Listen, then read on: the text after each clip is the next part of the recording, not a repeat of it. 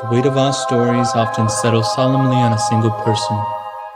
All tales begin neither at their beginning nor their end.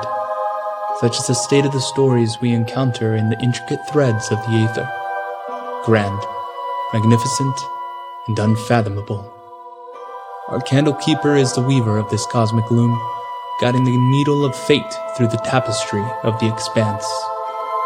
Here in this realm do we journey through limitless possibilities and singular dreams. Welcome, kindred spirits, to the aether. Welcome to the worlds beyond the Obsidian Veil.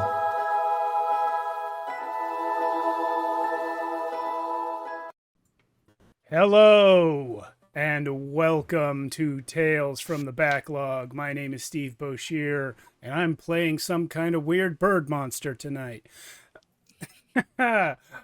Tonight, if you don't know this channel, this is a Monday night. We do Tales from the Backlog. Hello, Dean, in the chat. Tales from the Backlog is our show where we try out lots of different games with a rotating cast of players. Tonight, we have a very special treat in that we have a game created by one of our own cast members. So we will get to that in a minute. If you want to see more of Max and myself and Matt,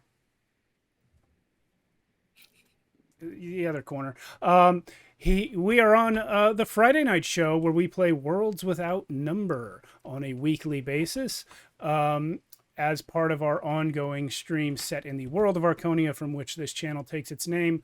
We will also be trying out the new Cities Without Number coming up pretty soon. Hello, Alan's in the chat. Alan's on Friday night as well, and Dean has been. It's just a local family stream right here. Dean is not a has-been. Dean is not a has-been. Dean's responsible for our improved sound. And not tonight, but not tonight. Tonight the sound sucks. But there is Max. Why don't you tell us about our game tonight, Max? All right. Well, enough of what Steve is saying. Greetings, Wayfarers. I am Maxwell Durbinton, and Steve Boshier will not be your GM tonight. Rather, I will be your candlekeeper for tonight's riveting journey through the aether. Tonight we shall be delving into the new, into the worlds beyond, exploring its many facets through the original, my game, MAD system. So hold fast, for the voyage that awaits us is fraught with mystery, adventure, and dread. Now, before we delve into the intricacies of tonight's journey, a word about the rich lore that surrounds our game. This universe has grown into an expansive narrative that has spread over 800 pages of core lore and an additional 300-page setting book, which is coming out at the end of the month, actually. But this is the core book, Beyond the Obsidian Veil, and the expansion, Masters of the Aether, in which there are new ancestries, professions, spells incorporated into a faction system, ship system, and the inaugural game or expedition that we are playing tonight, which is Fractured Veins. But the MAD system itself provides our Wayfarers with specific attributes and domains which will be rolled against the dread of any given situation. Success, as you may expect, comes when your roll meets or beats the dread. The tale we unravel tonight is deeply entwined with the mysterious lore of the 1980s comics, rumored to be tied to a series of disappearances. The comic has gained a cult status. The children depicted in these comics disappeared under mysterious circumstances, fueling the public's imagination and paranoia alike. Fast forward to our current timeline, where our players find themselves entangled in the same enigmatic web when a close friend of theirs disappeared, only to be depicted in a recent released comic. Curiosity piqued, and armed with a ritual outlined in the back of a circulating comic, our Wayfarers find themselves on the threshold of the unknown. With the utterance of the Song of Eternity and an obsidian held over a candle flame, the veil between the worlds was pierced. A feeling of being observed enveloped them, and the clocks tick, tick, tick resonates as they were transported to a realm unlike any other, a realm in which many of us wish we could be, this realm of the aether. Tonight, these 4 wayfarers are set to explore the mysteries of the fractured veil. What secrets lie beyond the Obsidian gates? What terrors roam the uncharted landscapes of the Aether? These questions and more shall be answered as we delve into an expedition that promises a roller coaster of emotions, challenges, and revelations. So gather your wits, muster your courage, and prepare for a tale of unparalleled adventure. The journey into the Aether awaits, dear wayfarers. Are y'all ready? No, let's do it. Nope. I'm ready. Y'all will have a chance to explain your character and their presentation here in a second. Our story today settles a familiar weight of consciousness over you, the same sensation that marks the turning of pivotal events, and echoing from the distant horizon, the same tick, tick, tick. The hunter and his demonic legion looms ever closer. You push aside the encroaching dread. Time, of course, is of the essence, and the work of a wayfarer never ceases. These rifts that fractured space has become a reliable, if perilous, source of livelihood. Here, amidst the chaos of the Aether, you've discovered a purpose greater than any of you had known on Earth. And though the journey had been disorienting, akin to the worst jet lag you've ever felt, you survived. Now, for 3 years, you've eluded the hunter's hounds, finding camaraderie in a band of fellow survivors. So, as you ride along the King's Road headed up to Pine Hearth, upon the precipice of new wonders and lurking dangers, take a moment to reflect. When you first entered the Aether, landing on the known realm of Theos on the continent of Mithril, what visage did you imagine for your heroic self? What avatar emerged from the crucible of your aspirations? Meredith, we will start with you. When I crossed over, I was bound up in the idea that there was electricity in everything. And so I went to the people of the forest and became a Zephyrin. And I embraced the natural world and found my power in electricity. I can bring people back from the dead. I can empower weapons with electricity. And I study specifically herbology and nature and magic. Beautiful. Steve Beauchere. Yeah. My name is Arden, and when I first arrived here, I could not sit still to save my life. I found very quickly that I was able to lift myself off of the ground by merely concentrating, and found my way to the Hakan people, where I became a wind rider.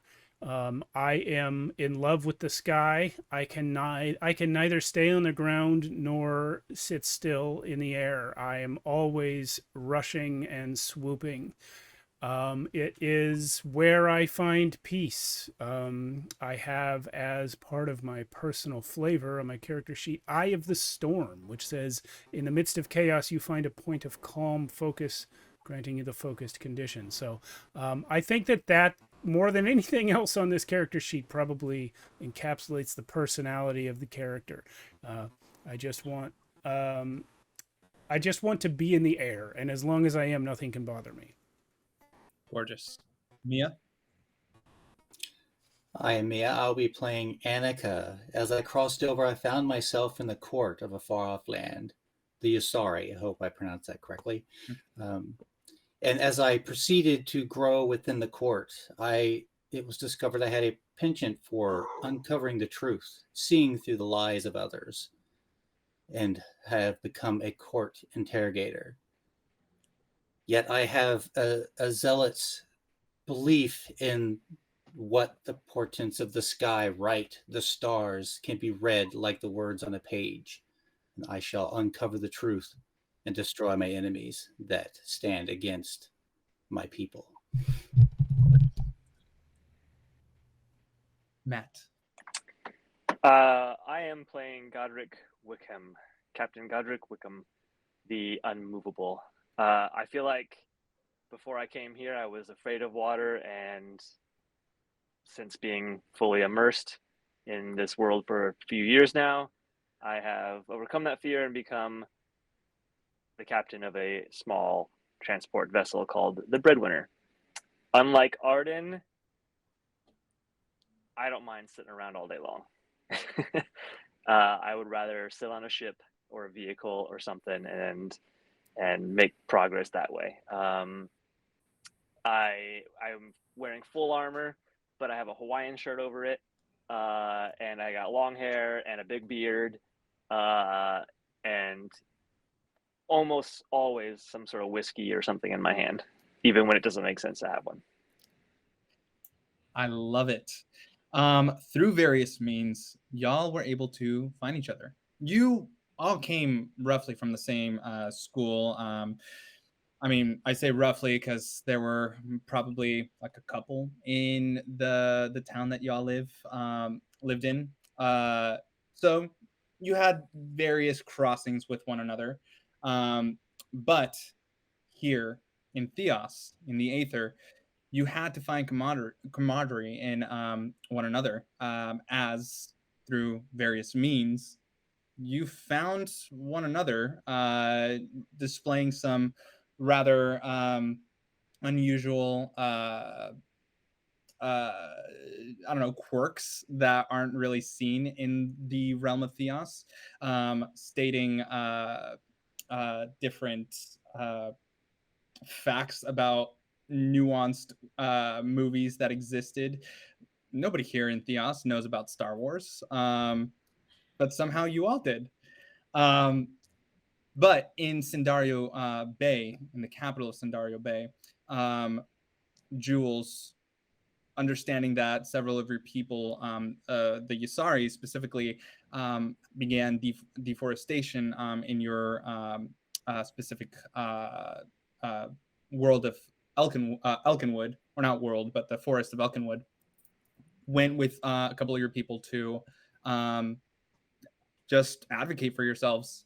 Arden, you already landed in Sindario Bay, and Captain Godric Wickham was already in Sindario Bay before any of this happened. Finding one another and finding solace in the fact that y'all came from the same place, and the confusion of what this world even is, you've learned to survive. 3 years, a lot of things have changed. A lot of the dread of wanting to go home has subsided. For some of you, this is the most exciting thing. You can use your imagination to do some really cool shit.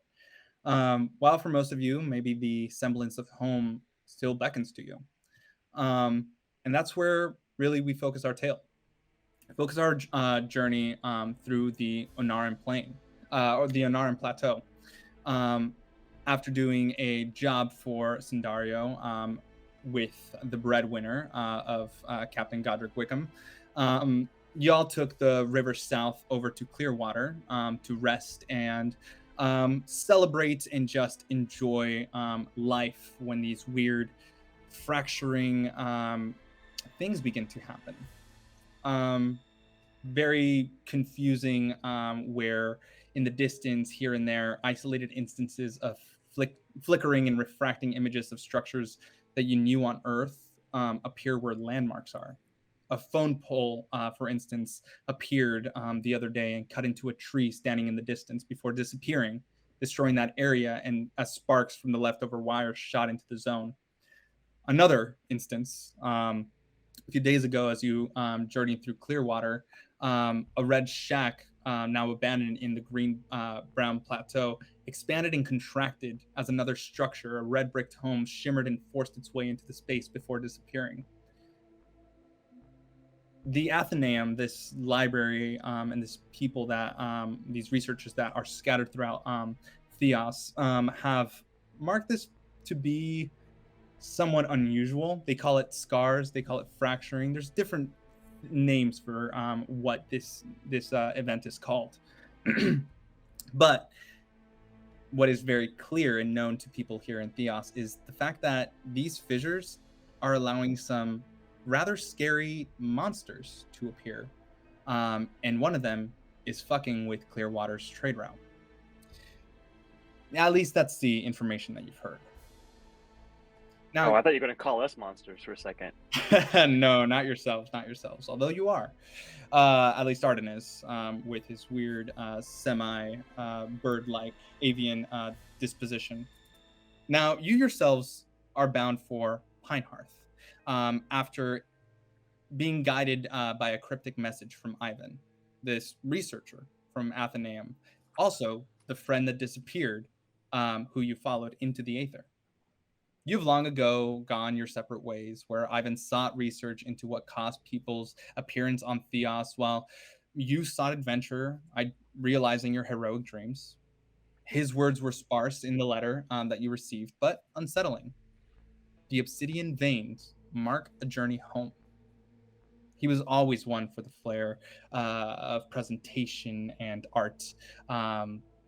So him just leaning really heavily into this very Shakespearean presentation in the world of Theos, you can't help but roll your eyes. Now, taking some horses and docking your ship at Clearwater, leaving it behind Bo and I forgot the other crew member on your ship.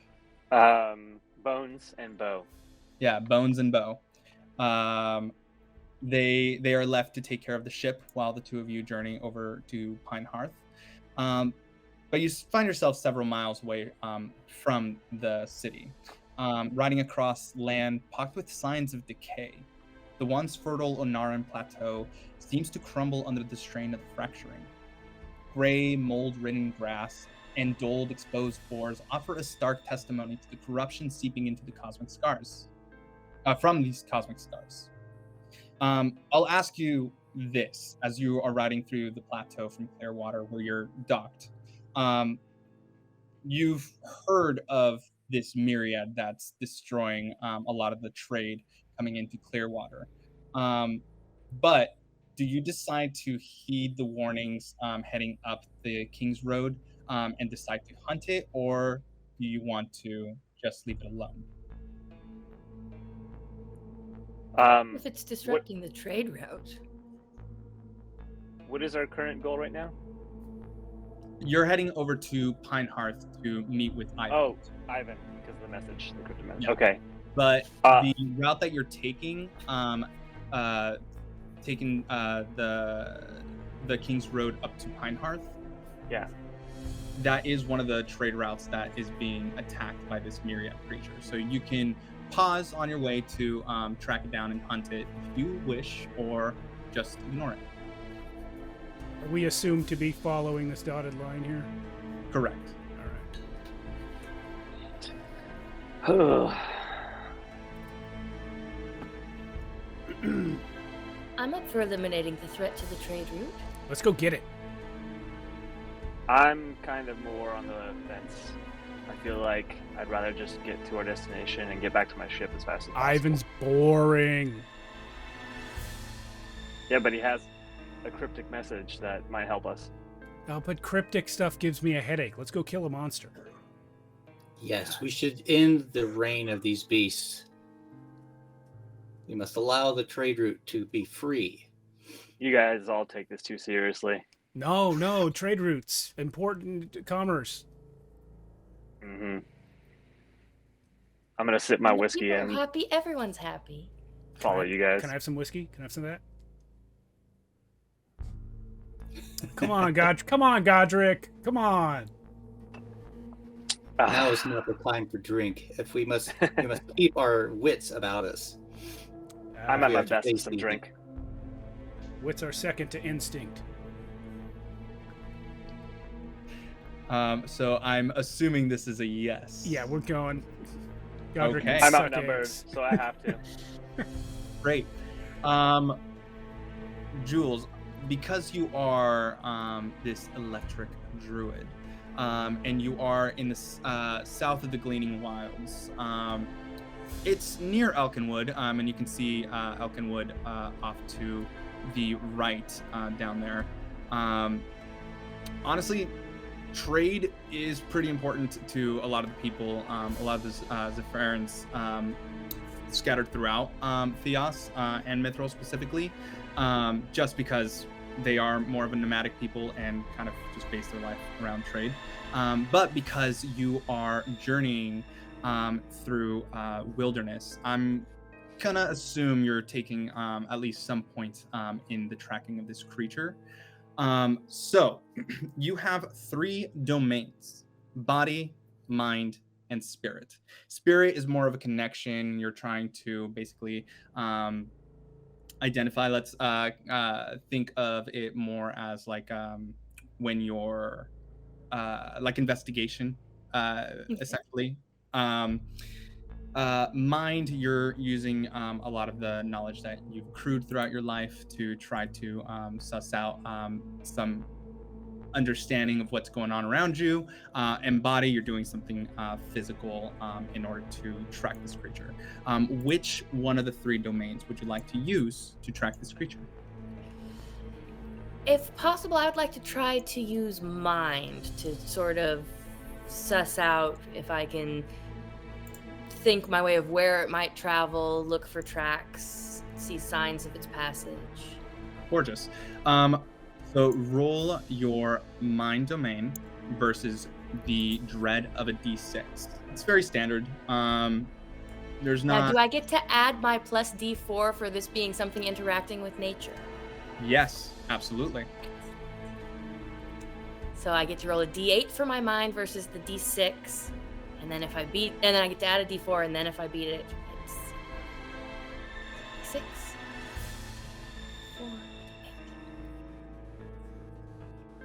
6 versus the 4. Yes, I succeed. You do succeed. Okay. I mean, you have been. I was kind of hoping you wouldn't. Honestly, hunting in a forest that you're familiar with, super easy. The tracks themselves seem to be animalistic in nature.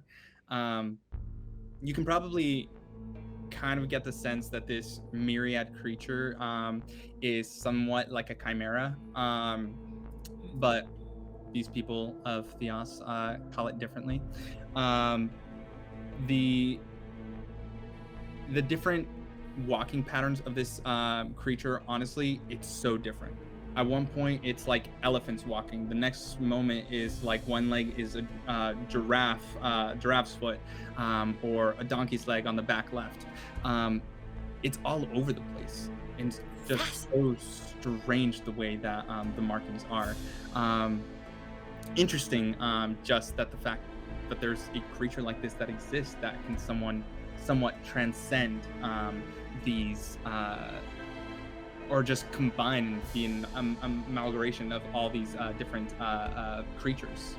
But you were able to track the creature, and it led you to the edge of the southern Gleaming Wilds. The pine trees above you are an encroaching shadow choked amongst the humid gray fog. And here you stand side by side as the fog around you begins to just be almost, it's just a lot.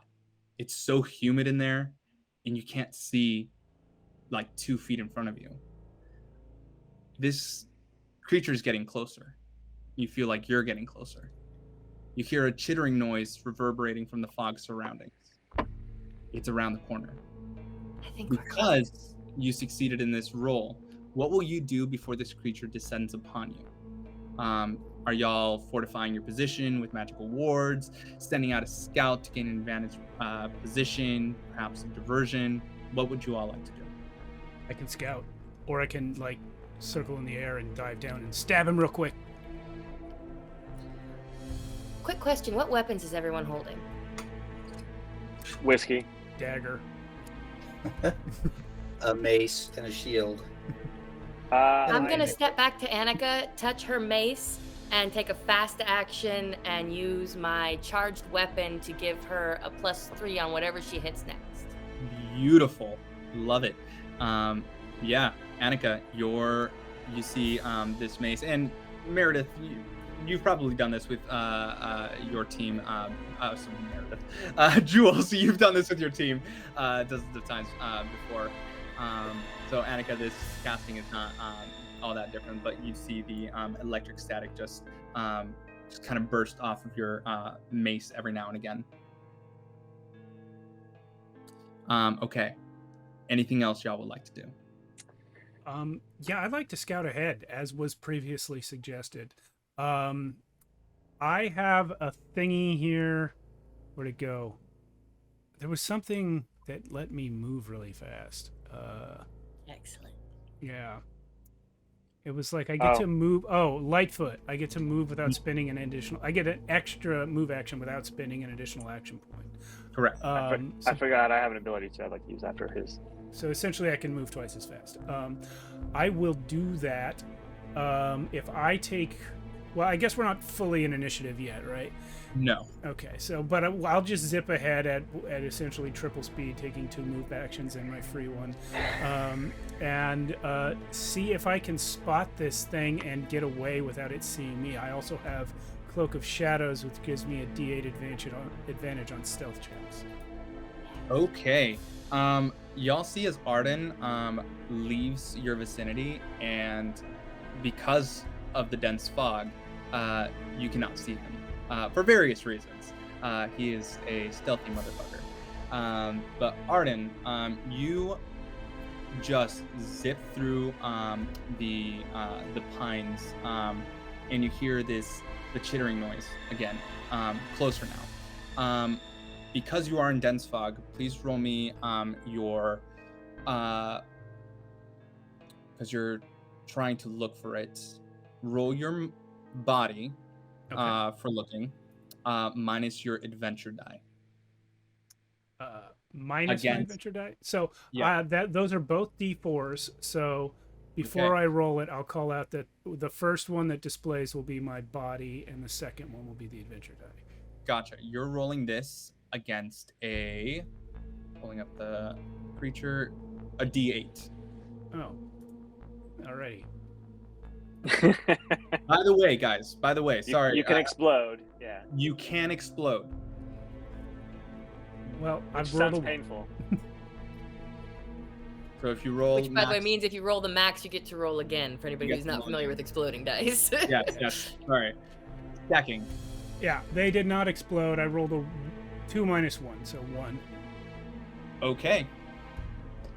You are in a separate zone with this creature. Your team currently is in another zone. I have a little place holder for myself just to keep track of everything. May I interrupt with a question? Yes. That roll was for me to spot it, correct? Correct. Do I get a separate roll to hide from it? You can. Yes, absolutely. Yeah. This is also going to be at disadvantage only because you don't know where you're headed, or even if you see it, you might just end up slamming up against it. Okay. So absolutely, you can roll your stealth. This is going to, again, be against a dread of D8. So my stealth has a D8 advantage. How does that work if I also have disadvantage? Then you would ignore that advantage. Okay. And then which stat do I roll for stealth? Would it be spirit? Body? That would be your body. Copy. In that case. Any physical actions you're doing would be body. It froze. Okay. I have failed again. I flew right into it. What do I see? And you actually do. You see... Oh my gosh. Okay. Is it the Myriad? Yes. There he is. So, emerging from the graying haze, you run into a Myriad, just consuming this deer. You see it ripping into flesh and guts and bone. It walks on 4 beastly paws. Its tail morphs into a shimmering topaz serpent that shatters and splinters into a multitude of snakes, each with its own predatory intent. Atop it, its gray body unfurls these great, massive wings, monstrous yet magnificent. An odd string is attached to the middle of its back. With the end, a bulbous shelled creature with one red eye. These wings are in a state of perpetual transformation, disintegrating and reassembling into various forms that defy nature's law. But it's the creature's face, or rather faces, that capture your immediate attention. 3 skeletal visages floating inches from these stubs that you would call a head, each a grotesque semblance of a kingly figure. They are adorned with stones of incalculable worth, one of gleaming gold, another of lustrous silver, and the third of dark, enigmatic obsidian. From the golden face, as you bump into it, you see the 3 faces, one of them tearing into the deer, just turn and face you. The golden face, you see its jaw unhinge and erupt as a stream of blazing fire melts from it and coalesces into a sword. You see from behind it, the red eye looks at the serpentine tail, which eagerly grasps the flaming sword, plucking it from the ground. And the silver face then expels another just gust of fog, so dense that you can hardly see around you. Meanwhile, you hear from the obsidian as it starts to sing a haunting melody that spirals into your consciousness. So, you are alone, but we're going to start combat. Wait. I wanted to do a pre-combat thing before all of this, but yes. I guess his was first. I am a monster hunter, and I want to see if I can, know anything about this ahead of time. Is the fog familiar to you? I add a D8 to any skill check involved with hunting, understanding, or interacting with monstrous creatures. You have not seen it yet. Actually, I'm gonna have you roll your adventure die against D6. What the heck is my adventure die?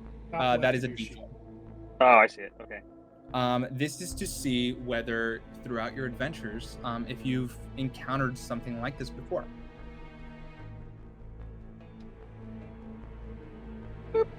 4. 4 against the D6. Do I get to roll again then? It explodes. Yes, it explodes. 4 again. Keep rolling. Oh, it continues. All right. And then roll the D6? Yeah. No, and then I roll a D6. Okay. 6. Oh, darn, it's exploding too. I was hoping it wasn't gonna. It's less likely so to explode. Right now. A D6 is the same. It's the same. Lord. Oh, well. So that means no, you haven't heard of. Oh wait, does it math? Wait, does that How many boards did you implode? roll? Yeah, does it subtract now? No. 4, 8, 10. No. Because it's stacking, that one doesn't grant a condition. So, all that to say, that was incredible.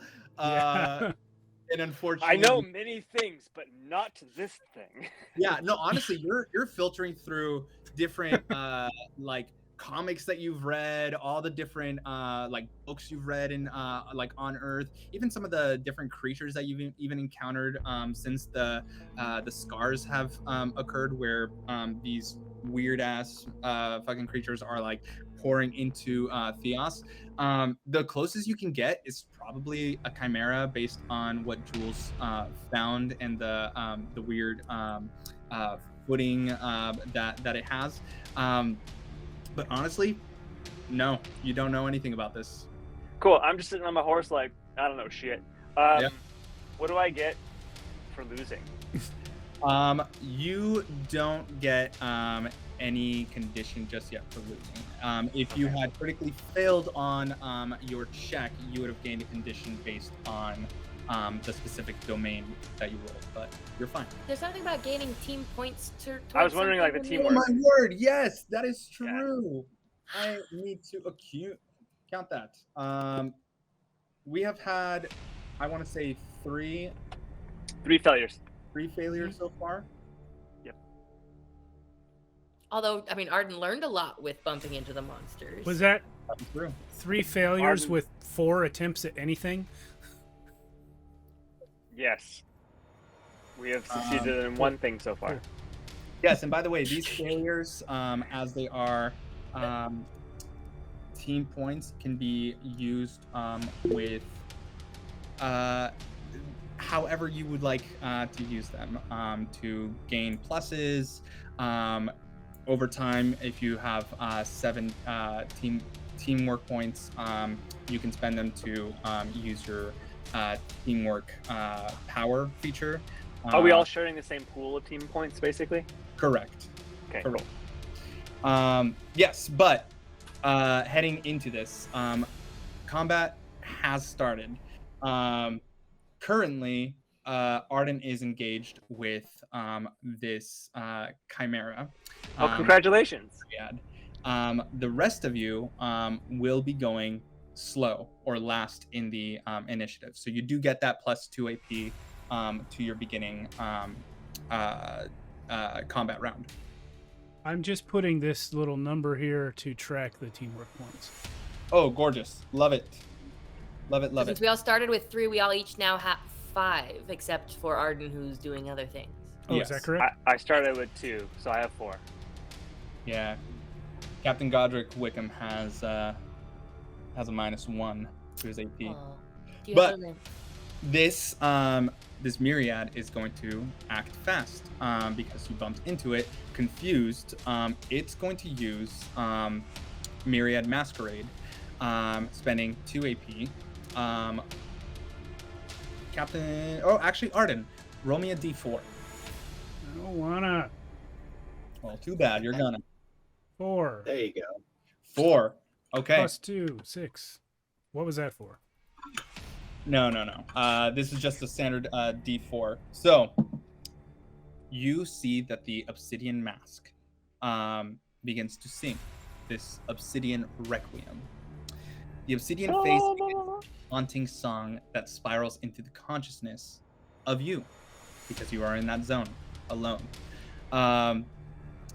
Roll me a trauma check. So this is mind versus the zone's dread, which is currently actually a D8 because the creature increased the dread here. I have failed it. You have failed it. Take 1 trauma point. Trauma points. Ow, my trauma. You are currently weakened.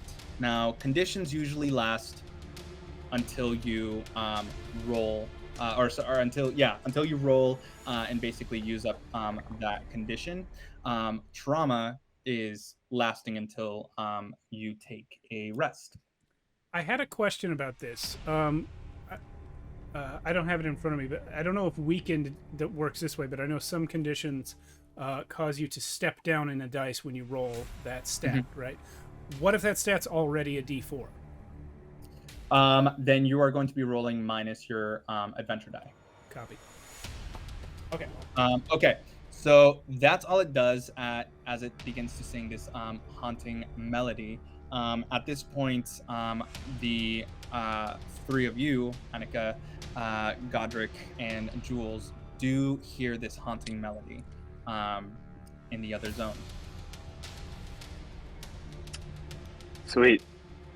I would like to use my arcane insight, which allows me to understand magical effects, and my ethereal connection, which allows me to perceive invisible entities or sense magical presences or see through illusions, and in some way try to, and my D4 bonus to anything involving magic or spellcraft or ancient lore, see if I can figure out what's going on now that we can hear it.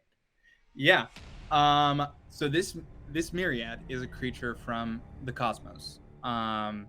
You see it almost clear as day. Like the fog actually doesn't bother you as you see through this illusory fog that the creature has created. I'm gonna have you roll. I'm gonna say, mind versus that D8 dread. All right, and do I get to use the skills that I mentioned? Correct. So that means I'm rolling 3d8 plus a d4 against a d8 dread. Mm-hmm. I'm gonna roll my stuff first and then the dread after. Meredith went hard on her character. So highest one of these plus the 4, so that is 6 plus 2, that's an 8, versus the dread of 6. I win. You do. I would win. like to describe it to Captain Godric. Yeah, absolutely. Describe it. There's these 3-headed masks. One's dark, one's gold, one's silver. It's eating a deer. It's, oh goodness, it's putting out the fog somehow. If there's anything you can do to hunt this better now, hopefully. I didn't want to fight no creature. Does that ring any bells to me now? Do I know anything else? Like, because I know we rolled to see if I had seen it before. Yeah. But am I able to figure out anything based off of this new knowledge? Yeah. What you understand from it, having had some interaction with people from the Athenaeum who have explained in heavy detail what the fuck is going on with the scars, that there's these creatures in the cosmos called the Myriad that try to absorb and reflect a lot of the different creatures in any given space. And usually they're pretty good at masking themselves in a world. But because these fissures have been created that spill this cosmic energy, there's this overstimulation that's happening with these myriad creatures, that they're just overwhelmed and exposing every single part of these creatures that exist in any given world. Because of Jules's wonderful role and Godric's understanding, I will say this. The creature itself has an action feature called the Myriad Masquerade. It has a serpentine sweep, golden inferno, where the golden face roars out flame, silvered veil, where fog is exposed into, and this illusory fog is expelled into any given zone, and obsidian requiem, where the obsidian mask sings. Jules, I will because that is slow and you used one action, you do have another action that you can use. Can it also be a magical action? Absolutely. Can I attempt to dispel the fog? You're gonna have to roll you're gonna have to roll I'm gonna say a mind versus the creature's dread, which is also a d8. So excellent. So I've got the mind dice and then the AD8 for trying to dispel it and my D4 for doing magic. Correct. So I get 2d8 plus my D4 is a 5 plus 2, 7 versus the monster's D8 dread 1. The fog dissipates. The fog definitely dissipates. Oh my god, it's even uglier than I thought. Sorry, Arden. What foul beast is this? Oh my gosh. You see this the creature before Arden, who in comparison to the Myriad seems kind of tiny. Yo, Arden, watch out for the fire and the singing. No. Okay. Because all of you are considered slow on this round, you do get to decide who goes first, I suppose, on any given initiative. Jules just went. Godric, Annika, Arden. Now, when you first started describing this creature to me, did you say it had a string on its back? It does have a string on its back with a red bulbous shelled eye. I'm pulling the string. Okay. You're going to be reaching for the string? Absolutely. I have aerobatics. Nice. You're going to stay, just for clarity, you're going to be staying engaged with the creature, not moving from... Yeah, I'm already like against it. I just want to go over top of it and grab the string. Great. Okay. I'm gonna say body versus that D8. Okay, I get 88 for aerobatics. Wait, can I? If I see him doing this, can I like jump in and like do something to help? I know we're like, are we stuck in initiative order, or can I? It could be fluid. What are you looking to do? I was gonna ride up to its face and yell at it. Distraction. Okay. So you currently have what is it? 4 AP. You're currently in another zone. You are considered out of range, so it would be far, nearby, close, engaged. That would be for you to get engaged with it. You would need to spend your 4 AP. Even if I'm on a horse. Oh, you're on a horse. You have 1 AP left. Is that how much I need to do Warrior's Roar? With Warrior's Roar, I do believe it is just a single AP. Actually, it is not an AP at all. It is a single-use action that doesn't actually require an AP. Sweet. I am going to ride up to its face, the one that's singing, and just yell at it right in its face. Okay. You have given it... Well, you have given your allies within the zone, which is just Arden and yourself, an additional AD8. And you have given it a disadvantage D8 to its rolls for the round. Go for it, Arden. Okay, so I was going to ask my own shenanigans question. I have aerobatics, as I mentioned, so I get an advantage D8 to flip over its back. However, this is also kind of physical combat, and I have monk as well. Do I get both D8s? Yes. Actually, correction. Because of what you're doing, this would just be a +1. Okay, so D8 and +1? Correct. Okay. And then it's... And the original D8, so it's 2 D8 plus yes, 1. a D8 +1. What's the original D8? Whatever stat you're rolling. My... Or D4 or D6. Yeah, mine is my body's a 4, so it's going to be that. So, D4... You look like a 10 to me. Thank you, Matt. You're welcome. So, D4 plus D8 plus 1. That's a 5. And then... Against the creature's D8. He has a D8, but he has a disadvantage D8 from the roar. So that is... so disadvantage D8. Here's his normal one, and here's his subtraction. Oh, wait, but he's exploding. At 0. He's exploding. No, because that's 8. Why would he explode? That's 6. Oh! Yeah! He rolled zeroed. nothing. His roll sucks. I yanked that string. Your total was 5, correct? My total was 5, and his was 6 minus 6. That is correct. Sheesh. Alrighty. Yeah, you are able to grab that string in when you are you just flying and holding onto it? No, I want to pull it as hard as I can. I'm just Okay. assuming he will fall to pieces when I do so. You pull it as hard as you can.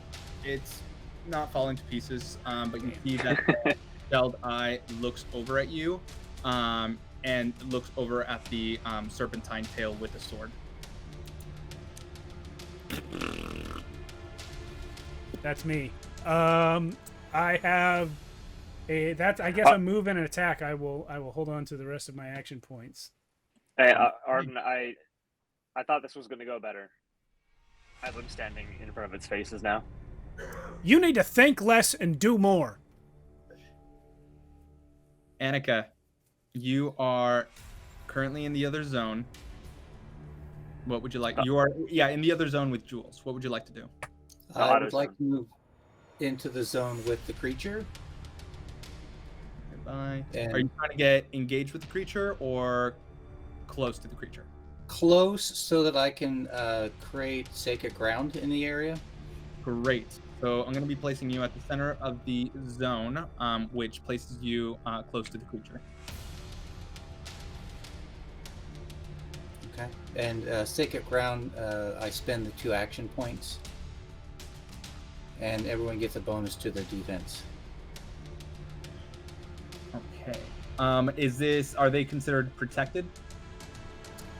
For the next round, any ally within the zone gains a bonus to their defend rolls equal to half their defend die. This represents the zealot's ability to create a protective sanctuary. This is half your defend die. Okay. Okay. Excellent. Your Which is a D8, yes. Okay. Oh, So it's better than everybody mine. has, everybody but Jules has a plus 4 to their defend die. Okay. What does that look like? As I step forward, I raise, I've got like a holy symbol that I wear around my neck, and I clutch it in my fist and raise my mace above my head and recite the magic words. And the spiraling blue energy comes down from the sky, and sweeps around, creating a brief spiral in the area, but then it settles onto the ground, creating like an arcane symbol in the dirt. I always Okay. love it when you do that. That is beautiful. All right.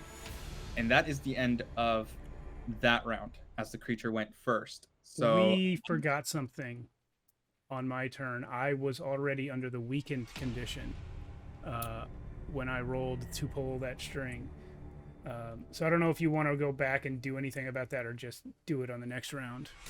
it's all right. We'll do it on the next round. All right. Not like you actually did anything anyway. True. You were just trying to pull the string. That's right. He's not a sweater, okay?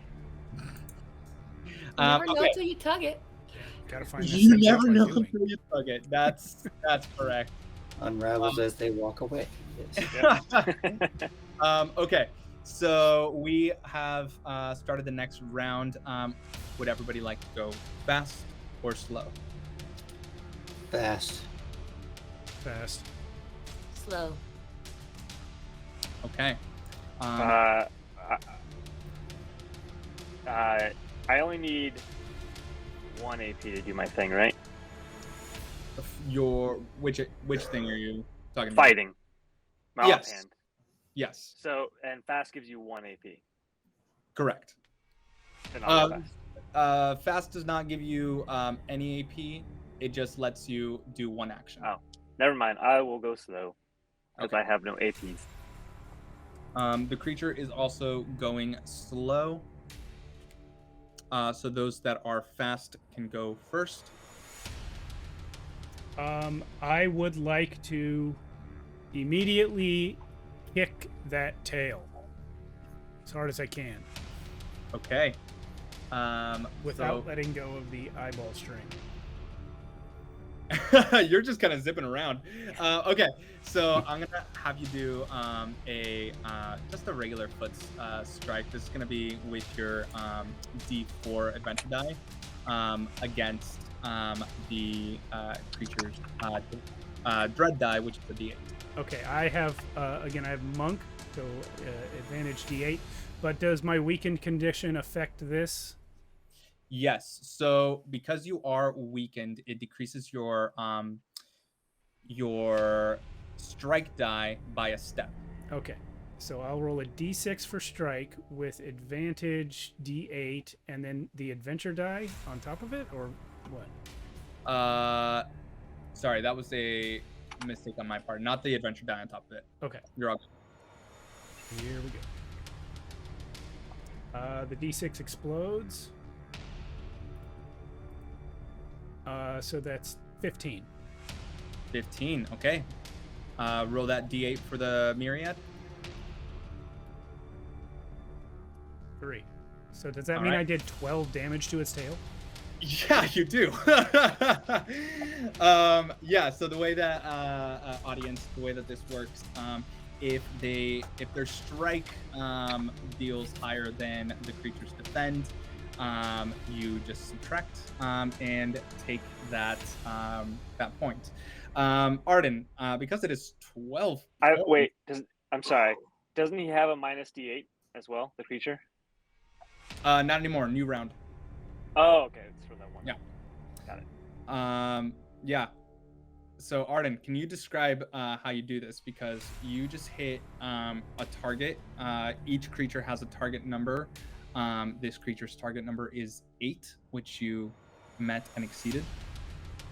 Yeah, so I don't like it. It's screaming in my face. It made me sick because it's a very traumatic song, which is a phrase I never said on Earth.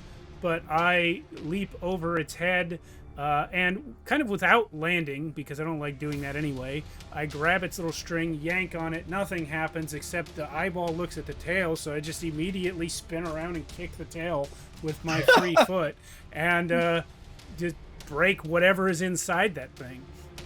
Yeah, and you see the crystallized tail, the snake tail, immediately just shatter and start to kind of just flop on the floor before fizzling and just crystallizing on the ground. Got it. Okay, it no longer has its serpentine sweep. It looks incredibly hurt as this cosmic sludge is pouring from where its tail would have been. And I have cleared my weakened condition while doing that. Yay. No, because you do have trauma. That actually lingers. Oh, all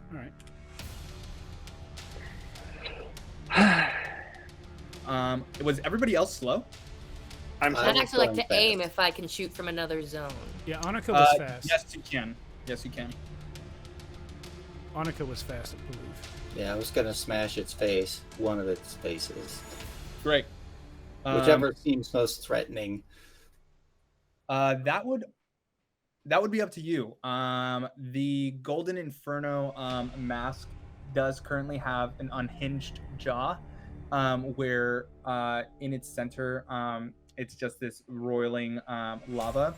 The silver fog is again the skeletal face, but dotted with silver, while the obsidian face is like sharp obsidian mask. I think that unhinged jaw needs to be removed from its face. Okay. I agree. Roll your strike against that D8. It looks valuable. All right, so my strike is a D8. Is there any additional dice that go with that? If this is just a regular strike with your 1 AP, then that is a no. Okay, This but would I be have a the +3 one- from my electricity. Plus so 3 I have a, electricity. and I have a plus And a one D4 base to because begin electricity with, is my so elemental harmony. So a D4 and 3. a D4 and 3. Mm-hmm. And A I have a straight plus 3 one. and a D4. Okay. D4 plus 3. And- Nice call, Gotcha, Jules. but I have a plus one, so it makes it a plus 4 with her Yes. plus 3. Awesome. All right. There is the really sad and pathetic roll. Rigged, someone said. Yeah, Ooh. yeah, Alan called it earlier. But you get to add 4 to it. Yeah, oh yeah, there's a 6. Yay. Okay. And then the creature's dread, I rolled that, right? It's a single D8. Correct. Right. Come on. Oh, Sheesh.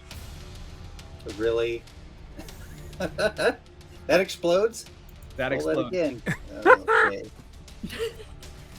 Goodness gracious. I'll see y'all tomorrow.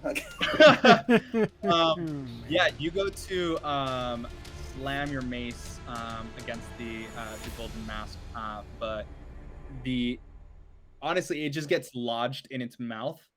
And I will say, unfortunately, because you did roll those ones, your next strike, body, or shoot is in the weakened condition. Okay. Yeah. So it gets lodged, and it.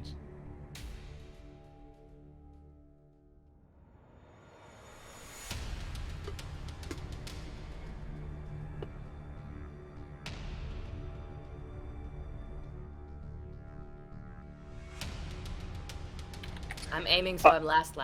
Correct. So above my armor, but below my Hawaiian shirt, are 2 bandoliers with pistols in them. Yep. And I'm gonna draw them both, and like after I yell at this Onyx face, I'm gonna just put the pistols in its face and fire. Let's go. Alrighty. Roll your shoot. Shoot my shot. Shoot your shot. So this is the first one. I don't get any bonuses, right now? No. There's no also, flanking or anything, right? actually, this is considered. Actually, no. Y'all aren't flanking it. Or you're not in a cluster. Against the creature, just because where Annika presented themselves, was considered close. But I'm up on its I'm in back. its face and he's on its You back. are up on your back. I'll say yes. I'm gonna say add your adventure die to the roll. So it's a bonus with your adventure die. Also, Okay. Arden, there have been a That couple... exploded. That exploded. Oh my That god. exploded. Okay, that's broken. That's broken. I think his app is broken. No, we use it all the time. It works. Look at that. That's ridiculous. There's a 25% chance on a D4 every time. That's That true. is true. But good lord. Okay. Um, I need the odds. What is that? 1, 2, 3, 5 4s in a row. 23. Goodness. Holy You cow. rolled a 23 on a D4. All That's right. impressive. That's my Alden. first attack. If you can add 3 more to the points. What? Steve, if you can add 3 more to the teamwork points. Oh, yes, thank you. All right. So this is my second attack. Do I get the bonus D4 to that as well, or is it just the first one? I'm just gonna count it as the first one. Okay. So the second one's probably gonna miss with a 3. And then what do I roll for him? It would be his D8. His date. 5. So my first attack really hits, and my second one kind of bounces off. You did 18 damage. Oh, I think I'm -2 actually because of the dual wielding. You did That 16. yes, it's true. However, with that first shot, I mean, it was badly hurt with Arden's kick against its tail and shattering the topaz serpent. But your shot, shooting against the Obsidian, specifically that close, there is a little bit of ricochet that occurs where it bounces across all 3 masks, shattering all of them, Oh shit! ending combat as the creature slumps, the heads crumbling into dust, Yeah. and the body beginning to dissolve and crystallize over the space. Oh, I wanted to keep the gold head. I'm gonna slap my hand on your back. Good job, Captain. Good job. I'm gonna wander in from the other zone. For someone who didn't even want to come hunting, you did a marvelous job. Did everyone I see just me really kick the didn't want to snake? be here. What? No. You didn't see that? I saw it. That was weird, I was huh? Foggy.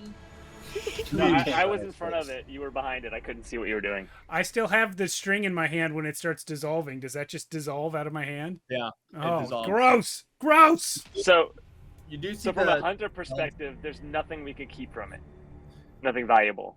unfortunately not, as you do see the shelled eye kind of close in on itself and just disappear. Y'all owe me 2 bullets. I will buy you 7 bullets when we get to town. Does anyone else feel Anytime, slightly you're always the best. traumatized? Okay. Is there anything we could do to prove that we've done this so we can get... I suppose there's not really any way to get paid for this, is there? We're just reopening the trade route. That should be payment enough. My word should be enough in any town. The ground below you is crystallized. Are valuable crystals? Like they're- unnaturally? They're unnatural, unfortunately. But they are like fragmented crystals that if you can take them to the right blacksmith can probably work with something with you for something. Yes, I'd like to fill my pockets with some crystals. Sure, yeah. Let's take some. Unnatural crystal. Yeah. Is it just I'll get crystals. how many do we get total? If Or does it y'all matter? are collecting it, let's say in a collective pile, I will give you 20 of these unidentified orders. So 5 each. Yeah. If we want to divide them up. Marvelous. 5 crystals. Are they? What do they look like? Where are they pretty? Or they're just. They're ugly crystals. They are not ugly crystals. They are. Sometimes they could be. They're these crystals that, like, when you turn them in the light, they kind of like reflect a rainbow. So they're those kinds of crystals. Like kind of prismatic. Yeah, prismatic. Marvelous. Excellent prismatic crystals. Yeah. So Wayfarers, as you stand at this at the crossroads of the King's Road, My horse takes a dump. beautiful. Is there anything else you or your horses would like to do before you continue your journey? I'm not sure where I left my horse. The other zone. It's just chomping on grass. I'm not sure I was on it when we got here. Arden probably doesn't ride a horse, actually. Yeah, I think I'd probably like go find it every now and then just to check in on him. How you doing, buddy? And then I go on my way. Yep. It just looks at you annoyed and just being like, it's an estranged father where it just looks at you like, who are you again? Yeah, I think the horse is friends with me. He likes me because I don't make him carry me around.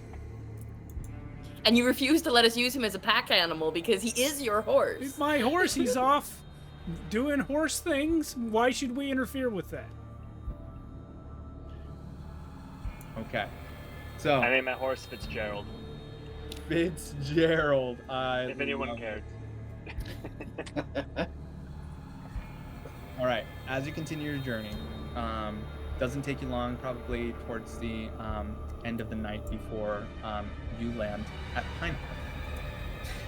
Often hailed as the Western Heart, Pine Hearth is a cozy enclave tucked into the far reaches of the Gleaming Wild.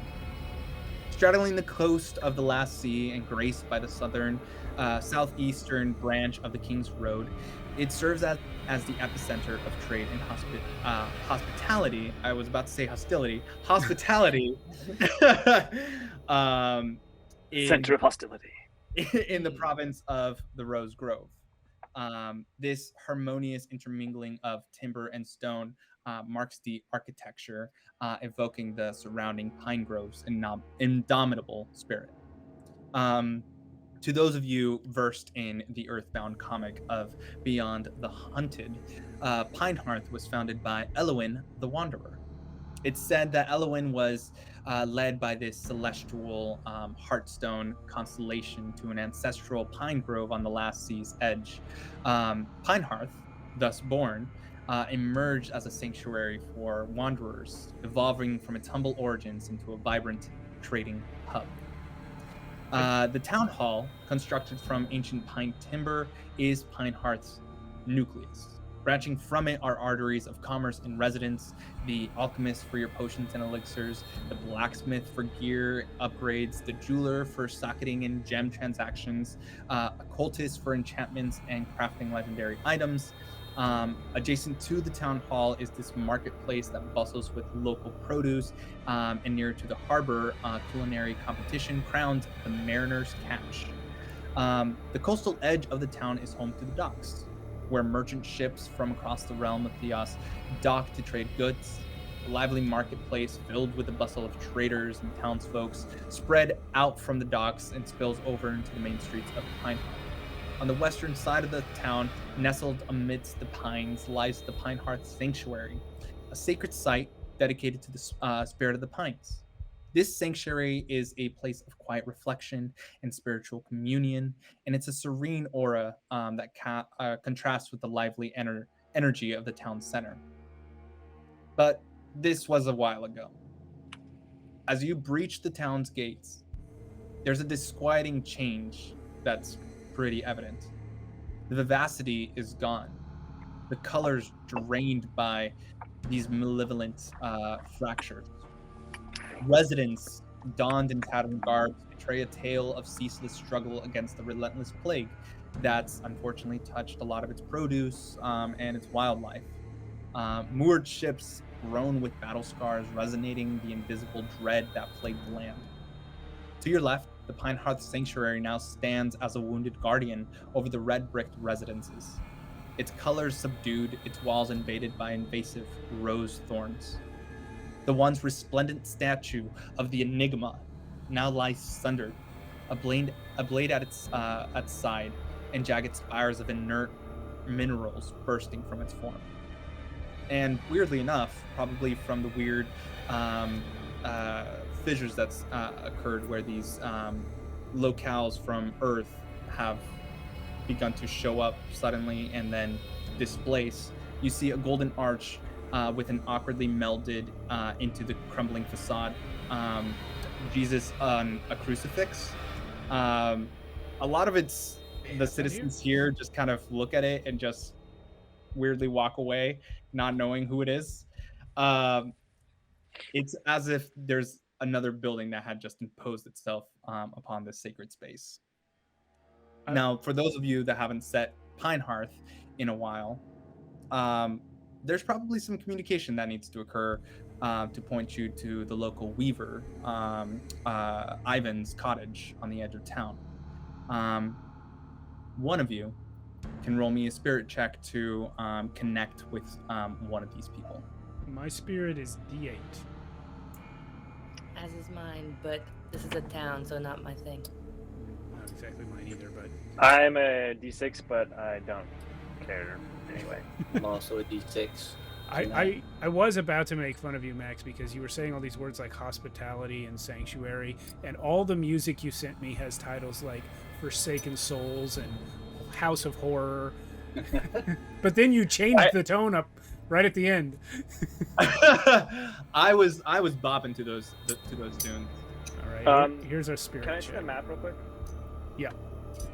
That's a 4 on spirit. Okay. This will be versus a D6. Okie dokie. Hold on, let me get that map up. D6. Nope, the D6 is behind, but it is. For some reason, I rolled a D8 as well. I rolled a 1 on the D6, and then a 6, so -5. Okay. Did your roll beat the dread? The D6 was the dread. Yes. Then it did. Beautiful. Okay. Sorry, Matt, did you have a question regarding the map, or did you just want to? Yeah, I can't tell from we're not wide enough, but could we have sailed here? Unfortunately, not. You all came from Sindario Bay, which is over here.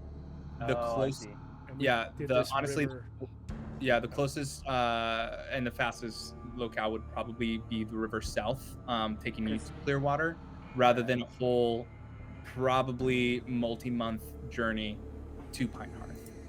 Wait a minute. Is the name of this river the River South? Correct. Okay. I don't think that's written on here unless I just don't see it. But when you it said the River South earlier, I went looking down here because I was like, you took the River South. Fias or Mithril acts in different provinces. So the province y'all are currently on is the province of the Rose Grove, which is probably the most friendliest and diverse of the others. Aravani come from the frigid wastes of Dinswell, and down below is more of an Eldar Duende combined triarchy. That's in Akaria and Oldakaria. Anyway. Cool. All right. I still would have rather sailed, but whatever. Well, in order to sail here, we would have had to go all the way around the up. top. Yeah, that way. Time is up. Maybe we could invent a portage for you next time. Logs and horses. Things to think about. Sure. Yeah, as y'all are having this conversation, Arden, Yeah, I took off. took off, and honestly, the first guy that you talked to, this duende, which to the audience, duende, imagine them like a more feral halfling. Yeah, these very forested small folk, shattered teeth. This one has a miner's coat and hat with his tools on his pocket, coming out of the miner's catch, and looks at you. Hey, What do you want? Ivan. Taylor. Oh, that guy. Yeah. Yeah, that's how I feel too, but I'm looking for him. All right. All right. Listen, I'm gonna tell you something that I haven't told the others coming in to see him. He's mad. He's mad, I tell you. Angry mad or crazy mad? Crazy mad. Oh, that's What fine. other man? Okay. Well, listen, fucker's been in and out of Pine Hearth. He's mostly recluse. Not to mention his presence has amounted to a considerable amount of missing persons.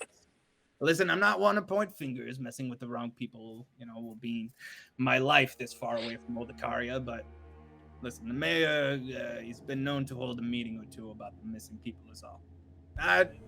If it was me, I know you wayfarers are a different type of creatures.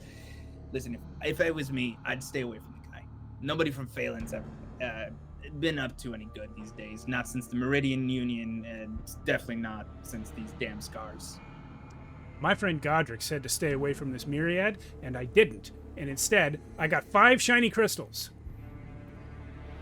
No, I bet they look beautiful. But okay, whatever. He's at the edge of town that way, and just kind of points to this secluded portion of the pines that, when looking at them, you can kind of see another clearing where the isolated cabin could be. I'm off. Thanks, buddy. Okay. You just leave us behind, like. Yeah. Do you grab your faction? No, I gotta find Ivan. That's what I went out to do.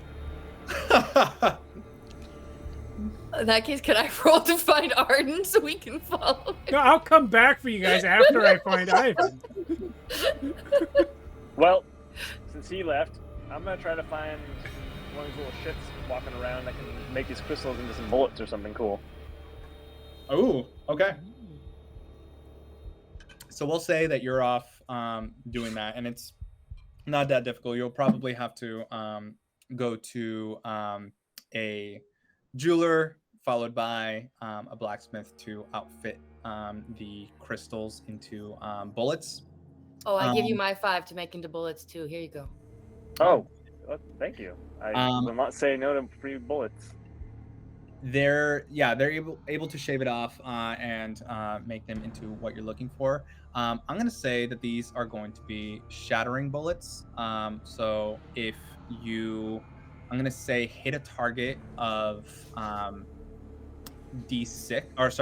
target of 6 on your roll, the bullet shatters and sprays at multiple enemies. Wow. With an additional D4 adventure die to that roll. Cool. That with that labor that you're asking them to do will be I'm gonna say 30 credits. That seems like a really good deal. But I'd like to pay 25.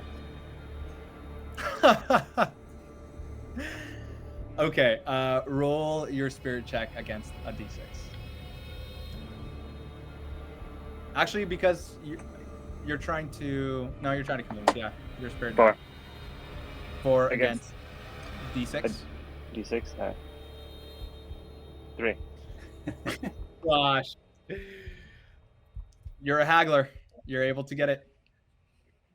But I'd like to pay. Since I don't know how well these bullets are gonna do in combat, I don't want to pay full price. No, and that's fair. They just say as you'll see that they work, and when they do, come back and we'll work some more. Oh, how many did I get? Just 10? One per crystal, or? Yeah, 1 per crystal. All right. Thank you. Sorry for the side quest. All good. Well worth it. Arden left us, so whatever. Did I find Ivan after I left? Yeah, I'm gathering you collected your faction here. Yeah, if I see him, if I see the guy I'm looking for, I'll go get them. You see the cabin. If you want to go in and talk to him, you can. Do you want to go in and talk to him? Yeah. Okay. Yeah. As you approach. Wait. Clarification. I'm knocking after I go back and get them. Oh, gotcha. Thank Yeah. you for clarifying. Yeah, as y'all approach the cabin, the air around you all smells a lot like iron. It's a heavy smell, and from within there's a slight thrumming as if a generator is being powered. And Arden, as you knock, this thrumming stops, and there's a lot of movement from within before the door opens. If you can pull up Ivan's image, Steve. A heavy cloud of smoke leaves the mouth of a crazed man in a trench coat. He's biting on a pipe. Ivan Estelar studies you for a moment, trying to remember, then brings out a single eyepiece and smiles as he pushes the door further out, stepping out into a puddle of mud. You see he has a Hawken disposition with feathers here and there. His trench coat is tattered, his gloved hands marred and exposed, broken knuckles. His eyes are bloodshot, his face scarred and bruised. He has patches of feathers and the eyes of an eagle. "Oh shit," he exclaims. "Oh shit, I haven't seen you in years. Come in, Arden." He grabs you in for a huge hug. "Look at you, blended into Theos." He slaps Godric's face a little bit. Annika, he just looks at you. "Oh, beautiful as ever." "Jules, oh, beautiful as ever." "Oh, Wait. Why Ivan, did it's I been get? too long. Oh my gosh, it has been too long. I'm so proud of all of you. Look at you, just, well, Godric, you could, leave the Hawaiian shirt, but aside from that, you That's all the look best part. Theosin. Sure, if we were back on Earth, but yeah. But what names are you all going by now? Are you using your fantasy names, or? What other names are there? Oh, Jules. No, same. Ivan, Estelar, Hawken talent, at your service. It's all fun. Hey, Ivan, Yes. you talk too much. I know. That's what I hear. No, come in. He pulls you in, and just begins to just like push aside. This shack that you walk into is just filled to the brim with just junk. But at the corner, at the end of the this bottom floor that you're in, you see this very badly built generator. You won't get. Oh my gosh! Just get this. Obsidian here acts as an infinite power source. Can you believe it? Oh, just imagine if we were to go back to Earth. Oh, I'm sorry. I'm getting ahead of myself. Can I get you all tea? Whiskey, please. Ooh. Listen, I really tried hard to find something that is equivalent to black tea. I found some black tar, tear honey leaf, and listen, it's gonna be delicious. Just trust me. I'll take a cup. That sounds like a marvelous experiment. Okay, thank you. I don't want anything you're offering me, but I'll steal everything you got when your back is turned. Oh, playing like I knew you would. Oh my gosh. I'm gonna be honest. I feel like an NPC right now. I have such great news to share with you, and it's a little crazy. But yes, he offers those that take it a cold tea. It tastes like honey, but has kind of a stale bite to the back of the throat. It's earthy, but definitely a bit stale.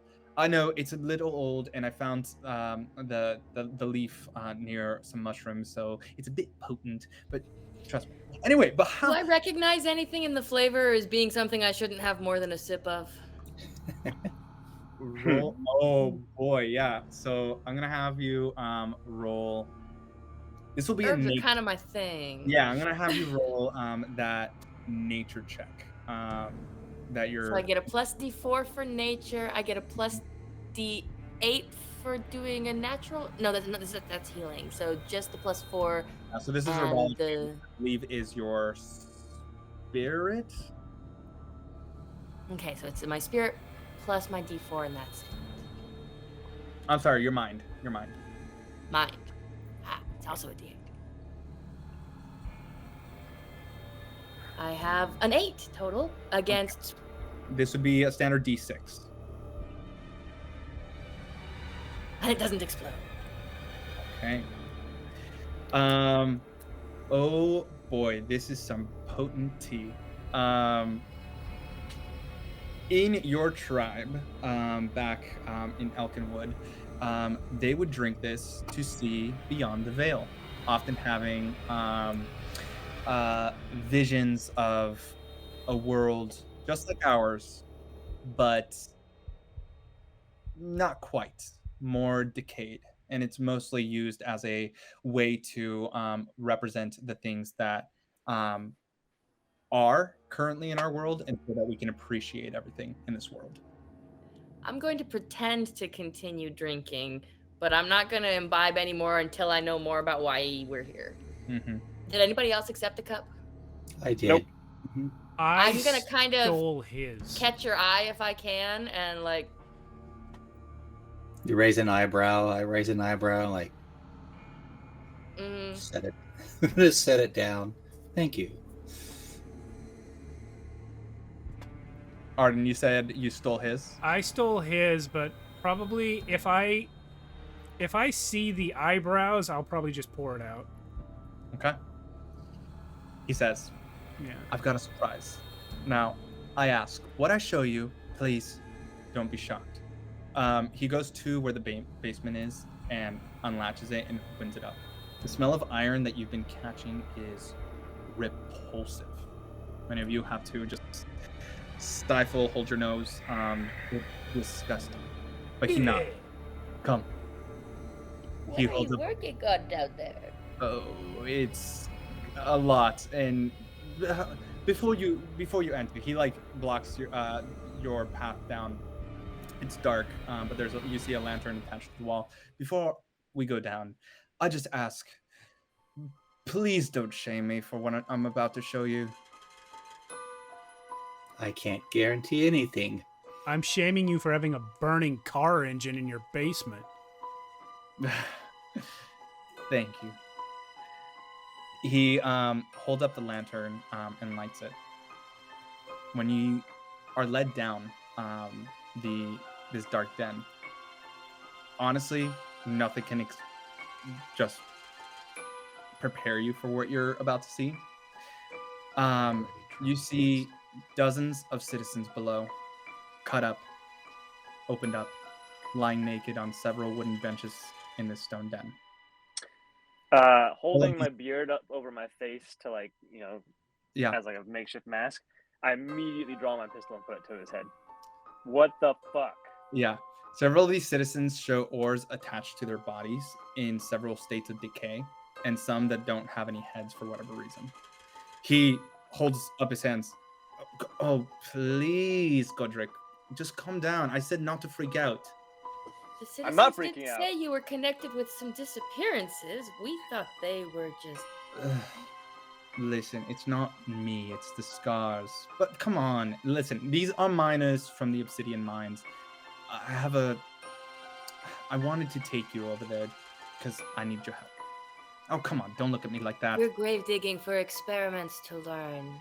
Yes, it's like where things are going. Listen, these aren't real people. I hope you all understand. Godric, So So they I were was a bit of you.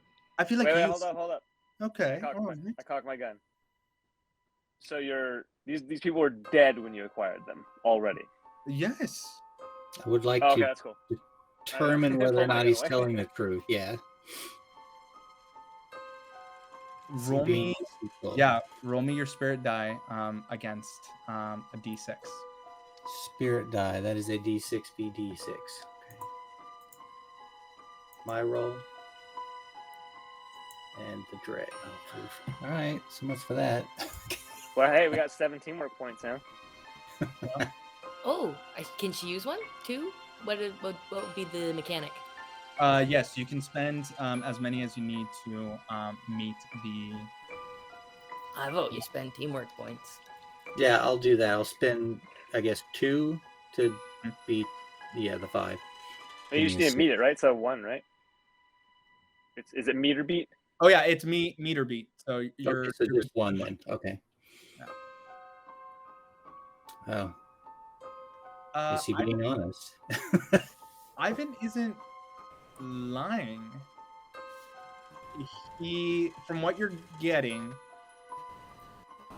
did pick them up from these mines. All right. He doesn't seem shifty, at least when he reveals that.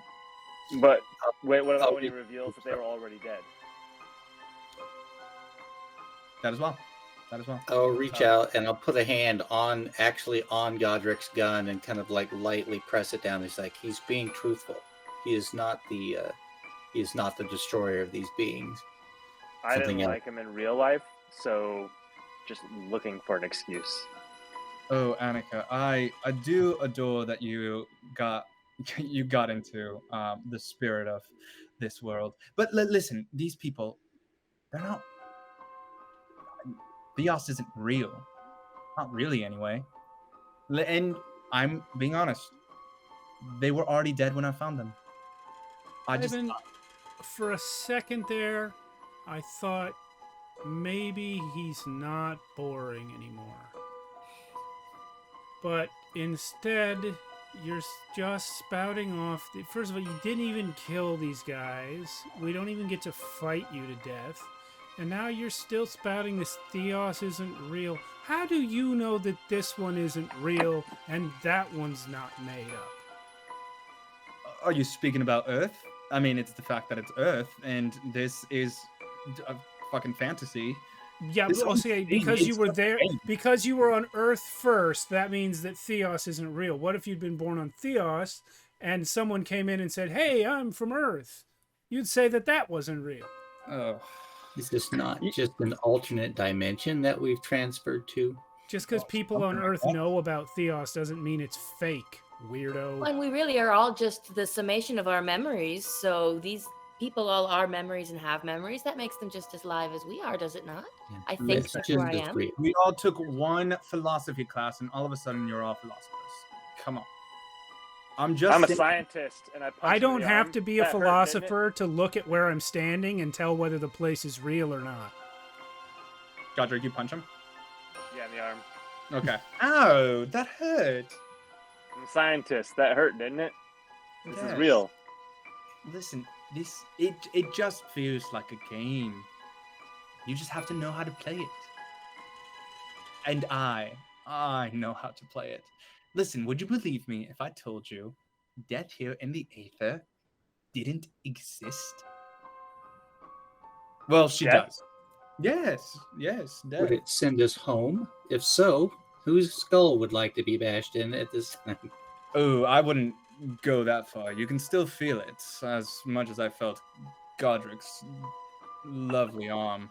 Listen, death, yes, she does exist, but she's trapped behind this tree. Anyway, these people, I've been studying them, trying to understand where they go, and none of you drank the goddamn tea. Jesus Christ. Can you all just drink the tea? I had a whole entire thing, and you guys, I was gonna do wait for it, and then you saw it. I cheers the group. I down my cup. I pull my dagger. Just in case, because one of us is about to be unconscious. I look at Jules like, I will wait and see what she has to say. I will not They drink use this tea. in my tribe. I'm willing to look beyond the veil. Yeah, Ivan dinks and chugs the drink. Has a bite to it. And before we continue, I understand it is 10:07, so we shall take a break. Oh yes, I was gonna wait for the scene to end, but it looks like Let it's the gonna be a tea while. take effect. Give us a little Yeah. cliffhanger. What happens? As Max said, it's 10:07. We'll be back in 10 minutes. Thanks everyone for watching. I saw Alan and Dean in the chat. I saw Quarrel in there. Appreciate you guys. We'll be back soon. Welcome back to Tales from the Backlog. We're in a creepy guy's basement drinking his tea. With bodies everywhere. Dead bodies, some decapitated ones. Ooh. Covered in obsidian shards, though, from the mines. Yeah, true. this guy thinks volcanic glass is a power source. I think he's crazy. He's absolutely a little crazy. Ivan has been here for a while, a lot longer than y'all. Quick question about the mine. What is the purpose of the mining of the obsidian? Do they use it as a power source, or is it being used for something else? Obsidian has been used to power a bunch of different things. In Theos, in Nominion specifically, where a lot of the Eldar folk come from, there are a lot of floating cities in which obsidian is being used as a power source to keep those cities afloat. But because Mithril is a newer city, newer continent, they're trying to get on the whole. They're just trying to get as competitive as Nominion is with where their technology is. And a lot of wayfarers that have traveled through or beyond the Veil have definitely helped with that. Where people like Ivan have created things like generators. People that are techie belong to the Athenaeum, where they're creating a bunch of experiments to perpetuate and improve Mithril's stance upon the world, the known realm. Okay. Yeah. So speaking of the known realm, we left off with all of y'all. Well, actually, not all of y'all. Jules only. Taking a drink with Ivan, sipping on that tea. Takes a couple of minutes before it hits. And when it does, the realm you see is a complex contradiction to the world that you know. You've seen this before in other locales, but seeing it in a new place is always kind of just jarring. It's an ethereal landscape that is simultaneously enchanting and ominous. Shadowy echoes of landmarks can be found here, but they're twisted, corroded by the atmosphere of decay and renewal. The earth around you decays. The wooden structure of Ivan's cabin molds and rots with gnarled obsidian roots that expose the earth below. Up above, through a cracked ceiling, you observe a swirling vortex of indigo and black, devoid of celestial bodies. This mirrorscape is a contradiction to the landscape of the Aether. You see the dead bodies themselves. They're not there. There's rather aimless spirits that are walking around. Ivan leads you outside as he takes you to follow one spirit. Commanding the skyline outside is this massive, massive tree. The cosmic tree of Visu. An otherworldly tree with obsidian bark and golden leaves that flicker like embers in perpetual twilight. The tree stands tall over a sprawling boneyard that stretches as far as the eye can see. This is a nexus of reincarnation, where spirits journey to be reborn. You see, there are spirits around you walking aimlessly through dead pines towards the cosmic tree, where here and there shadows, formless, restructure themselves, though they take no notice of you because you don't really belong here. You can only see it. There are scars, Ivan says. They appear all throughout the realm, probably even in the cosmos. This world, this universe is fracturing, things falling apart on each other. And I know how to stop it. He walks back in, going to a cupboard where he presents you with a small flask. Don't worry, I won't drug you this time. I just tried to do it the first time because I know how everybody is in a game, you know, all caution and do nothing. So thought I could get y'all, but I guess you're all a little smarter than I am. Oh, we've been here a few years now, Ivan. It's not our first day in the ether. Fair. A little annoyed that you're still calling it a game like we don't all live here. Wait, we live here? Not in his house, no. I do find what you're doing with the obsidian fascinating. Are you trying to make it more efficient, or are you trying to tap into the dead spiritual power along with it? What exactly? I want to know more. Tell me about your experiments. Yes. Well, these dead things I've found can traverse through this second layer that exists in the aether. Now, I found that, well, I thought that the aether was it, that when we stepped beyond the veil, it was here, and it was this world. But maybe it's the other one. Maybe it's this beyond. Now, what I'm trying to do with this obsidian is he goes to another cupboard and pulls out this dagger laced with obsidian. I think we can seal all these scars that are going around all this world. Now, doing it at a surface level to the actual scars that belong to this world, that's gonna do jack shit. So, let's be honest, if you take care of a single wound with, well, let's say a broken arm with just a band-aid, it's not gonna do much. Don't treat the symptom, fix the problem. Exactly. And I think the problem lies at the tree. This is just a theory, but I need you all to help me. From what I'm finding, these scars tend to create nasty little plagues in the world that we see, and unfortunately is kind of fucking with my shit, if I'm to be honest. I am hungry, and a lot of Pine Hearth's produce is kind of dwindling. That being said, I want to put a stop to this as much as possible. But I also think that these cosmic beings might owe us one if we seal up whatever's going on. They'll owe us. We'll get to go home. Now, isn't that something that we want? Are you looking to go home, or are you looking to level up in your game? I don't see the difference.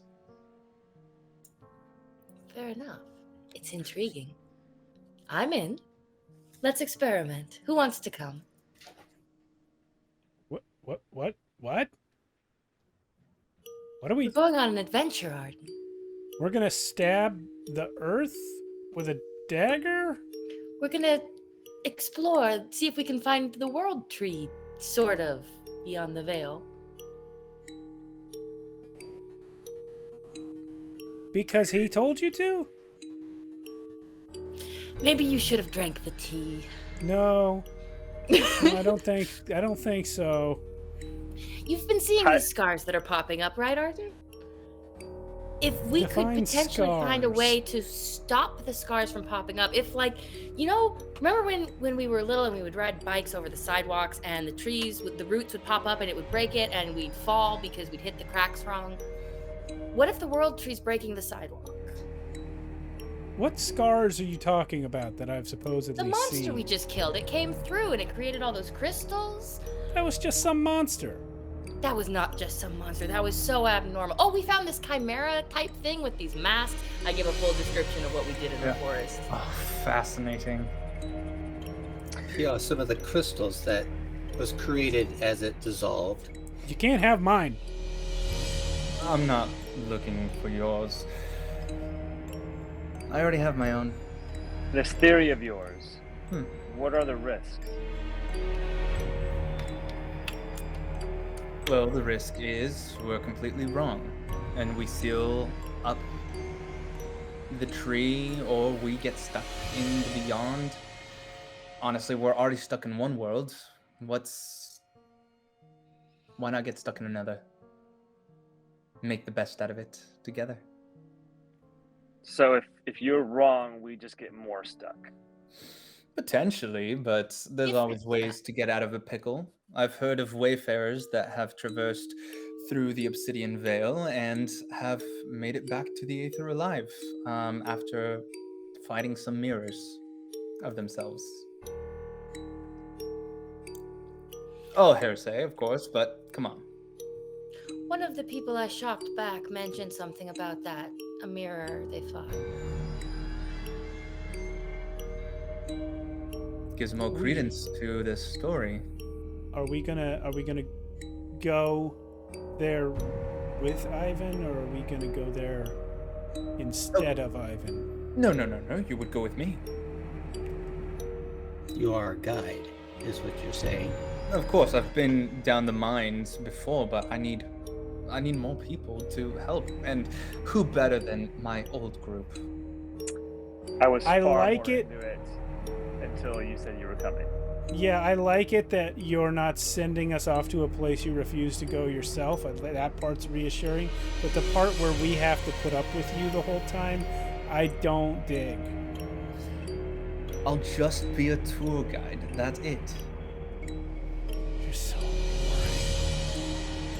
All right, let's go. I find him fascinating, Arden, and I apologize if that offends thee. Guys, I'm so happy about Ivan. It sucks. He We never did like study group. no. Yeah, the journey through from Pine Hearth to the mines is cut drastically due to Ivan leading you through the pines, and there are moments where he gets a little too giddy and starts talking about dozens of things that he has seen, known, a lot of the research that he's done, which bores Arden. Not even listening. Yep. You see around you the flora immediately give way to creeping signs of corruption. Jules, you get the feeling with one of your personal flavors that if I recall, you get a feeling of the earth around you, or the Yeah, I fauna. can understand the basic emotions and desires of plants and animals around me. Yeah, it feels tired. It feels sick. That's funny. I know how to kill him. Plants and animals, yes. Yeah, the earth around you just it feels exhausted. You see oppressive signs of healthy life are replaced by smells of rot and burnt ozone before you encroach the creeping decay where plants twist and wilt. The air here is thick and sickly.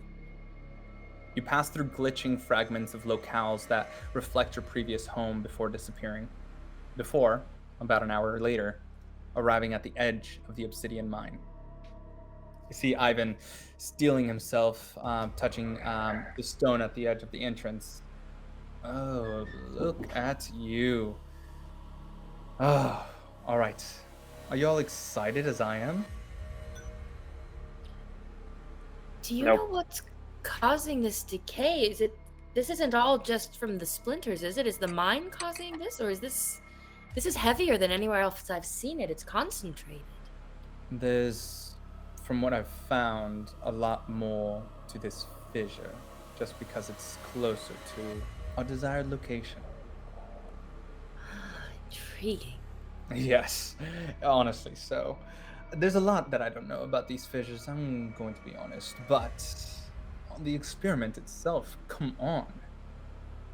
The intrigue of a journey, of an adventure, isn't not what we all dreamed about when we were sitting in class? It's a All sight more exciting than Treasure Island. I have magical powers here. right. Oh, yes. I've done things I am not proud of, but yes. I have not. I got a boat. It's a sweet I boat. have not. Yeah, the entrance here is a looming stone refined by the miners who worked here previously. There are several etchings of history attached to the base of the stone, veiled by tangled roots. At the front of the entrance to the left is a lonely statue depicting a forgotten guardian. Written below it, "Here lies Elowin, the Wanderer." You see Ivan begin to clear the roots, allowing you entrance through, and about several feet within, there's a chasm, a sudden dark drop that Ivan immediately puts out his hand for you to stop. Somebody roll me a sight check. That would be your body versus the current dread of a d6. We haven't rested yet, have we? I'm still traumatized. That's correct. D6 is all I got. Do you want me to roll that, or someone else? Someone else got a better body? Nope. I don't see well in the Especially not right now. I was actually Body is hoping to hang back a D6. little bit All right. while we were walking and ask Annika a question, but we can do that in the next travel moment. I'll wait for the result of this roll, but I am not intimidated by a chasm, so I'm probably just going to go right down it. Here's my roll, and Ooh. let's explode that. Okay, and now the dread roll. There we go. Great. Yeah. Down the chasm, you hear a soft tick, tick, tick down below, and low groans of pain. You I'm see, right down there. you see below a sparkling of countless tiny gemstones in the rocks below. Yeah, it's quite a drop. I can fly. I'm down there. You're gonna fly down Just there? straight. I hear someone moaning in pain and their sparklies. I'm going straight there. Okay. What an idiot. Everybody else, Ha there is a different pathway of tangled roots that splits off in multiple directions. It would have to take you a lot longer, unless Arden would like to take you up and down. I really don't want to. I am currently weakened. I don't know about that. Mm-hmm. I imagine he'll come back once he's scoped out what's at the bottom. That is always my intention. I never go off to these places permanently. Okay. Yeah, Arden. Which does mean if you ever don't come back, we know to come looking for you. True. Arden, below, this opens up to a phosphorescent lake under a domed cavern roof, casting beautiful dancing lights, gems, and old miners embedded in the walls. Are you guys all right? They're just, honestly, they're like within the stone, trying to reach out and just groaning. It doesn't seem like there's life to them, but they also look as if they're alive. It's this like constant switch of like them dying and then coming back and just. So do any of them have a pick that I could take? If you want to search for it, I will have you roll. I'll have you roll a spirit check Okay, that's a D8. against the current dread. Honestly, down below and with your current trauma, it's going to be a D8 for you. Okay, so that's my 5 against the dread of 1. Okay. I don't know why it rolled twice, because I clicked it twice. Yeah, so I want to find a pick. Yeah. There is one. And you do find a pick. I will go to the closest, noisiest miner and see if I can break him out of the wall. It takes you a little bit. I will have you roll a body check against that D8. Okay, so this is going to be my body, and I will have to subtract my adventure die from it. While he's doing that, I keep adding... No, because every time I go, I think it's going to clear the die, and it doesn't. I don't know. Anyway, 3 minus 2, 1. 3 minus 2 against the dread die of D8. Yeah. Yeah, it could be a 1 too. Could be. It isn't. It's an 11. So I go to try and get a miner out of the wall really fast because I don't have the patience to do it properly. What do y'all think he's doing down there? You hear the ding, ding, ding, ding, ding, ding, Oh, ding. it sounds like he's going for jewels. Oh, that's what that is. Annika, because you did roll that the sight check, and you were hearing these groans, you hear one of the miners just scream. Arden, you do manage to take out like a big portion of the wall, but what you're starting to find out is these people, while being phased in, a portion of their body just doesn't exist anymore. So as you're carving in and create some purchase for this body, it slumps over and then just perishes. It just dies. That's Sounds the tricky. opposite of what I wanted. Because you're here, Do we get a teamwork point for that failed roll? yes. Because you are here, you're starting to see a We lot. also spent a teamwork point earlier, so we're actually at 6. Oh, that's right. You do see that the wall itself, the jewels are like raw obsidian. Any loose ones I can take? With your pickaxe, yeah, you can very easily remove one. All right, I'll get one. I'll go back to my friends. Hey guys, there's a bunch of wall people down there. They don't like being in the wall, but they really hate it when you try to let them go. It sounds as if you harmed one, Arden. He was like, let me out of this wall. So I tried to let him out of this wall and he fucking died. The wall was sustaining him somehow? There's magic. We should get down there. Is it obsidian that you found down there? I was already down there. Yeah, it's just obsidian. Interesting. It's like it keeps us alive or something. It's just so boring.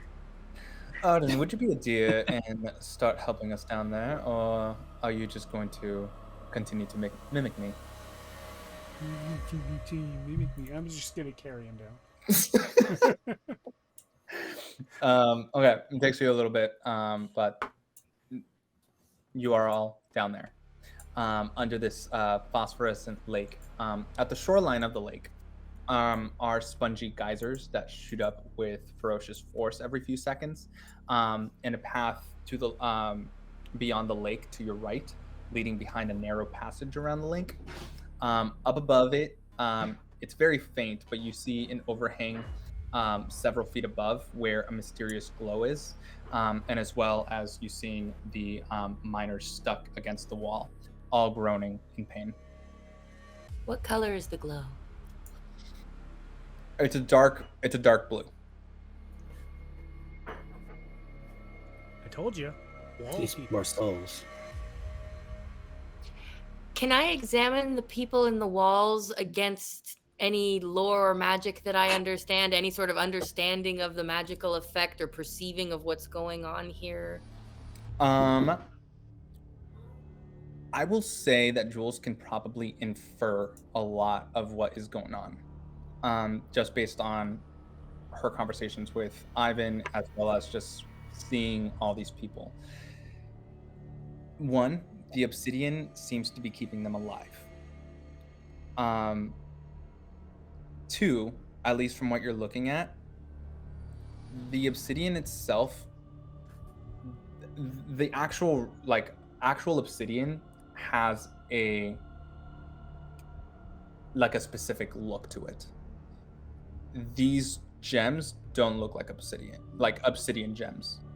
They look like what rubies or topaz, like anything else but actual obsidian. It seems like whatever is going on here, the scars, the fissure, has begun to creep even into the natural state of what this world is, and And the it's veil. corrupting the obsidian into other gemstones, and therefore we're losing the power that makes the world. Mhm. Oh, you guys, we gotta help Ivan fix this. All right, Jules, if you say so, I'm with you. Yeah, I'm I gonna say help you fix it, Jules. I'm gonna help Yeah, you fix it. I say that And while that's giving one actually of the you're miners helping me. some whiskey. Godric, take you it? look. Oh, sorry. No, go ahead. I was to say, Godric, you looked to me earlier as if you had a question. Oh, well, I kind of wanted to ask you when that guy pointing to Ivan wasn't exactly nearby. Okay. I can take Ivan over and start theorizing about something on the wall while you guys. Beautiful. I can fly him back up to the top of the chasm. I just, yeah, well, I guess we you could took talk about it Ivan later. down first, and we had a moment. Actually, yeah, should we do it that way? I just wanted to know your opinion on the whole thing, on him. You've been kind of quiet about it. Oh, I am not sure. He seems to think that this is not real. If it's not real, then why are we here and what are we doing? Where Why does are it matter so bodies? much to him? Yeah, why does it matter? If he thinks it's not real and it's just a game, then our bodies are lying in the dirt somewhere. I don't understand his motives, but I trust that he is being honest. That's helpful, at least. I didn't exactly get along with him back in the real world, so, or Earth, or whatever we want to call that other place. My memories of it are beginning to fade. All right, well, let's keep an eye on him. Very close eye. Arden, would you be a dear and check up above? He points up to the overhang several feet above the lake. Or what? I just want to see what's up there, and maybe that's our next area. I will do a quick flyby, Okay. but I'm gonna roll my eyes about it as hard as I can. Sorry if you hear these loud sirens. Yeah, Yep, we hear. There's bleed through happening. I can hear something from beyond the veil. there it is. It's a flash. That's brilliant. Do you all hear that? No. Yeah, the platform. There's a sharp cliff edge that overlooks a swirling sea of what looks like magical energy. It appears endless as you do just a quick flyby. Yeah, floating stones. I'm sorry, the cliff edge appears endless? Yeah, so the overhang that you see, at least the platform, it seems to cut off, and there's this just deep plunge, and there's this mystical blue energy at the bottom. And this is just yeah. Sorry, it's over the lake, right? So the lake is what if you go off one side you hit the lake, and if you go off the other side you hit mystical blue energy. So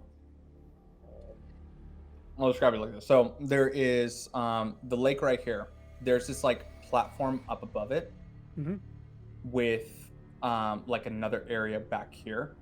Okay. Where you're starting to see the mystical energy. So it's another pathway from this room. I will go back and report. There's a platform and some magic bullshit. You guys want to go? I'm always into looking at glowing magic stuff. That's never gotten us in trouble before. We're I'm a still little going. tired from carrying all 4 of you down the cliff. Can we just chill for a minute? Oh, we can rest up a bit. I have a granola bar, or my best take on it, that we can all eat. I'm up for that. Sure. We're all gonna eat one granola bar. One recipe. That's a recipe of it. There's a whole bucket. He kind of. I'm not gonna eat your recipe. To each his own. If you're not hungry, Jules, would you care to share? I'll have some trail mix. But now that's not a recipe. That's food. It's delicious. Auden, you are missing out. I'm going to fly up to the overhang and take my rest up there. Away from the rest of us? Mostly away from Ivan. Away from my... Arden, Keep Rest an of eye us. out up there for any trouble. while you're up there, you see that there are a bunch of like floating stones that create this pathway to this area beyond this chasm. And in the room just furthest away, you see a small fissure just pulsating. Cool. You all take a break, and if there's anything you would like to do while you're sleeping or resting and healing up. Nope, I just wanted to clear my trauma. I'd like to just do a quick check of the cave to see if there's any sort of fungus or sponge or anything growing in the area, just in case there's anything interesting to pluck and add to my bag to look at later. There are the geyser or the sponges at the edge of the lake. If you want to pick at those. Yeah, I'll sample a lake sponge. Wonderful. You, by any chance, touch the lake itself? Not necessarily. Liquids can carry things, but if it looks at all unusual, I will look at it deeper. No, it's just a lake. I skip a rock on it. No! Skip a rock on it, you see this electric eel begin to surface from the water. Do not disturb the surface of the water. Okay. Great. Clickos here. What is- Seeing eels, can I feel the emotion and desires of any eels in the water, or are they not real animals? You can actually. Can I tell how to kill him? You by chopping off its head.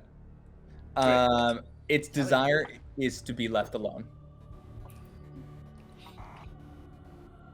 It is resting. It is at peace.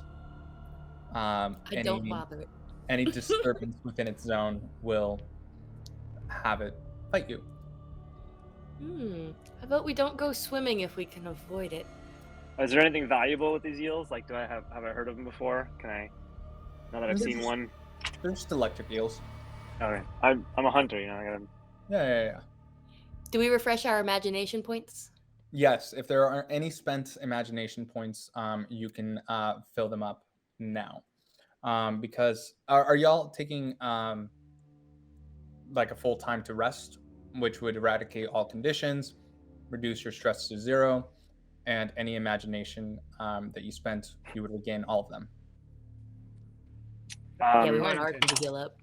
Okay. Yeah. Wonderful. I'll After keep that- watch. I didn't really spend anything other than a couple bullets. It's a very boring watch. Just the howling winds from just around the cave, the cavern. You do hear, if you ever take like a moment to just focus, what seems like thrumming, like pulsating. From like a similar rhythm to the generator he was running? Yes. Intriguing. All right. As you No, all, I don't know that's- anything about it. as you When all did you awake- start working on your generator, just out of curiosity, compared to when these tears started happening? Oh, I started working on them about, I don't know, 4 years ago, I want to say. My dad and I had a good old science experiment in which I had to create a generator. So, it wasn't that difficult, but... But took the a while. timing of the two don't coincide as far as my knowledge of... No, not at all. If Arden ever wakes up... I'm already behind you. Oh, hello. I sleep fast too. Wonderful. Well, Are we ready to go? I see that there's a pathway behind the lake here. Or Arden, what do you see up there? Floating rocks, a chasm. I wonder, are the floating rocks something you could maybe tow more easily than carrying us around individually? Could we maybe all pile on a floating rock and get pulled across the gap? Let's find Not a out. bad idea. It's not a bad go. idea. I will try and find a big one that a person could fit on and tow it. Yeah. Say for the interest of time, it doesn't take you that long to find a rock that's near to being shattered by another one that's floating close to it, but you managed to excuse me, grab it and take it back to the group. It is floating. Okay. All of you pile on top of it, and with Arden's wondrous flying abilities, is able to take you up to the overhang where you do see this chasm, and beyond it, this giant section of the cavern where at the center is this fitting fissure in reality. And there it is. What is it? Well, the scarves. The ones that have been appearing all over the worlds. But this one's not closing. No, it's not. And that's what these are for. He spins the dagger between his fingers. So you want to stab it with a dagger? I want to seal it with a dagger. Okay, I'll fly you over there. It looks. Here's the thing, Arden. It looks cool. Okay, I don't want to do needle and thread. I don't want to be like my mom. So yeah, I'm gonna use a dagger and use my goddamn imagination to fucking seal it. Is that okay with you, Arden? Ivan, I knew your mom, and I liked her a lot better than you. She was Is this kind of not hot. a potential path home, or is this something else entirely? Sorry, Mia, what was that?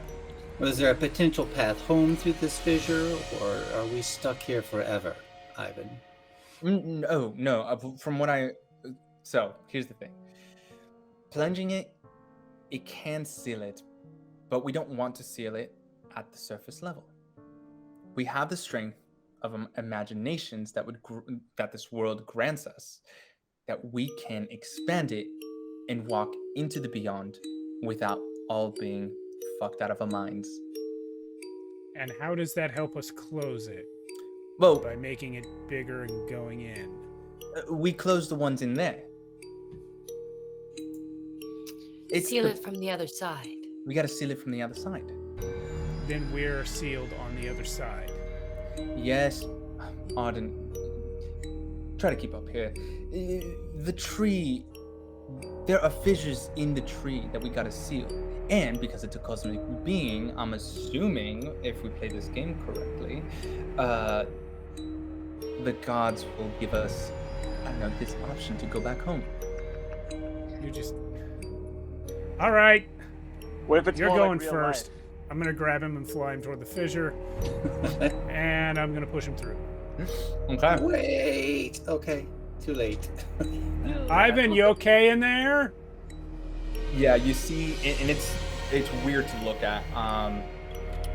It feels like surreal where he exists in this space where you're kind of like creeping and peeping into like a crack, and you see his body, and you want to say that he's right across from you, but he's not.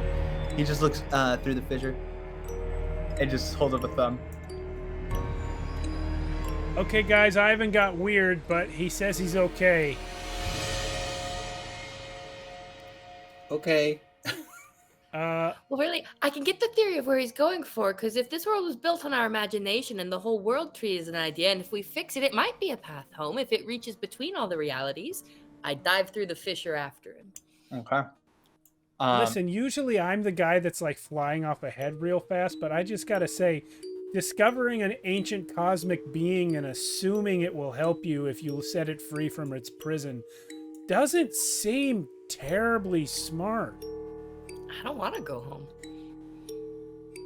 But you're gone, aren't you? I'm talking these two. Yeah. None of this seems smart. I would much rather be on my ship with my friends, Bo and Bones, right now. But you're here with your friends Arden and Annika, and we're trapped in a dungeon with a fissure, and our other friend and some boring guy are on the other side of it. Yeah. A and A or B and B, which is it? Well, I mean, if we go alphabetically. Jules, I don't think you can hear us. No, but this is amazing. It Guys, is come on. Is this like, did anyone notice how the two people who drank the tea are the people that are on the other side of the fissure right now? Yeah. Okay. Like, normally I looked- trust Jules, but, like... She know literally she's drugged not been- herself and then been- started yeah, doing what influenced. Ivan said. I looked to Jules and like raised my both eyebrows. This is like, huh? And I then mean, stepped I'm through. safe, right? I don't feel like anything weird happened to me as I came through. Nope. I will step through then. Yeah. Arden, Godric, see you on the other side. Our zealot, Annika. As you step through this fissure, there seems to be like this small little film between the fissure, where it's strange. A lot of miners here died, and their spirits, presumably, were trying to wander towards the cosmic tree. Cave miners, not minor miners. Yeah, cave miners. For Miners, those not that are miners. coming into the stream. Yes, cave miners. Their spirits were walking towards the cosmic tree. But the question is, if there's a fissure that breaks that reality between this reality of the aether, between the beyond, a little bit of themselves gets stuck and congealed between this small film.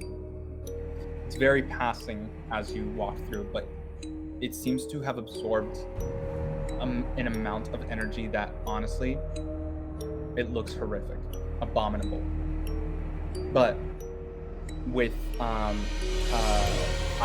helping you out and kind of just expanding the fissure to get larger, you step through unfazed, and whatever seems to want to crawl out of this scar recedes. Did you feel resistance as you passed it? It was a form of a membrane that halted my advance briefly. Ivan, thank you for opening it further. It burns. Yes, of course. Not an issue. All right, I guess I'm going through. All right. We're all through. Yeah. The I was beyond. gonna say, if Arden still was on the other side, I was gonna start going. No. Like everybody play like you're getting hurt and dying. Arden, Arden will fly away. Arden will not leave his party. I mean, I will, but only for scouting purposes. I'm with you guys. He will not leave his party except every single time we go somewhere. True. No, I mean leave in the metaphorical sense, where I abandon you and never come back. Yeah. That I won't do. Got it. You guys are my only family. Oh, Oh. thank you. I That is think nice your of you, family Arden. as well, Arden. No, I've just said that to Godric. I wasn't yeah. even listening. Sorry. So, the beyond. It's a nebulous frontier separating life from death. This is where Ivan has consigned you to. A liminal realm, an amalgamation of memories, nightmares, and cosmic energy. The dread die within here is a D10. Ooh. Find yourself standing above a descending spiral staircase, winding through the core of an arcane tower. Below you stretches a mystifying, surreal expanse of celestial realms and an infinite pathway that spirals into a macabre boneyard. Souls wander aimlessly towards this obsidian tree behind you, the world tree Visu, a representation of the fractured cosmos deluged by chaos. Elevating your gaze, you're struck by the majesty of the world tree. Its golden leaves and obsidian bark glow under the effulgence of radiant cosmic fissures. Ivan quickly seals the fissure next to you. Now, we don't want anything crossing into our realm from whatever we are bound to do here. Now, trust me, there'll be a way out, he assures you. Across the obsidian platform, an astral archway beckons your gateway further into this domain. As you near it, that ticking sound is now ear-piercing and invades your consciousness. Ivan grimaces. Ugh, come on, hurry. We'll find sanctuary beyond the archway. Passing through the arch, each of you please make me a spirit save against the D10 dread die. Okay. Is this in any way a magical thing? It is. 'Cause I have resistant to magic attack, I have perceiving magical senses, I have understanding magical effects. Are any of these things that would help me? If you want to defend yourself against this by resisting it, you can. That would be. Let me look at your character sheet here, Jules. I also have a thing called unyielding belief. I don't know if that would play into this. A D10 on checks against effects that would alter the mind or emotions. No to yours. It's not Okay, affecting so mine. straight D6. All right. If anyone rolled under that D10, or sorry, yeah, if the D10 won, start went away. subtracting and take that stress. All right. I explode. All right, 8. Jules, you would, from what I'm seeing, you just get a +1 mitigation to magic attacks. Okay. So it's just a this straight D8 against the straight D10? Mhm. Okay. Oh, I just took a lot of stress. Oh, that sucks. Ooh, I have a +1 though, so it's one less than it could have been. it's true. Only 6. All right, take that amount, and then if you failed on that roll, add that to the teamwork. Oh, I actually beat mine. Yeah. Annika, have you rolled your dread die yet? Yes. That was my 6 that exploded to a 2, so 8. Against, But you have to you have to roll roll a the- D10. The dread Oh, against my it, which is a apologies. My apologies. No, hold on. All good. D10. Here comes the 10. Okay. So we all passed except Jules. Okay. But Jules is the one that should have passed. Irony. It's Iron. that team, man. It fucked them up. Yeah. Left me more Now open. we're just lost in the land of the dead. Without Jules. The three of you Dead? I'm still here. and Ivan just walk through this, able to shrug off this almost piercing that occurs within the soul. Jules, you stumble in and fall to the ground on your knees. I'm just too drunk, honestly. Can I catch her? Yeah, you can catch her. Okay, I catch her. What Inside was here that? lies a gruesome chamber, dimly lit by luminescent trophies. You see on the walls. Trophies, you said? Yeah, trophies. On the walls, you see what looks like other wayfarers' heads of various races fixed to the wall.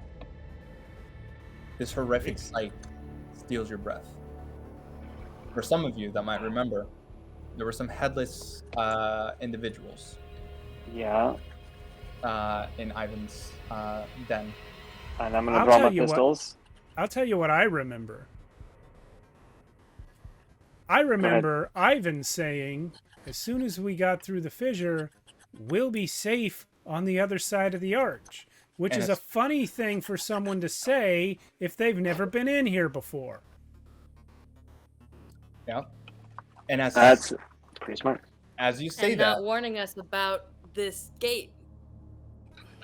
and as you say that, Pain. you feel a presence behind you. A towering creature, and some of you, as y'all turn around to look at this, it's a towering creature that manifests. Its pallid form is covered in an elegant white suit, save for a large crimson moth masking its face. Two hauntingly green eyes peer through the moth's skeletal pattern. Atop its skull rests a crown adorned with precious gemstones. You see Ivan immediately bow. Hunter, I've collected the last wayfarers I could. I think this should be enough. Do I have art for this creature? Unfortunately, I did not send that to you. But you Okay. can pull up the one with the red creature. That one. I would like to shoot Ivan in the head. Okay. Ivan. Roll that. Welcome, roll Amon it. Ishtar. Roll a shoot against Ivan's D6.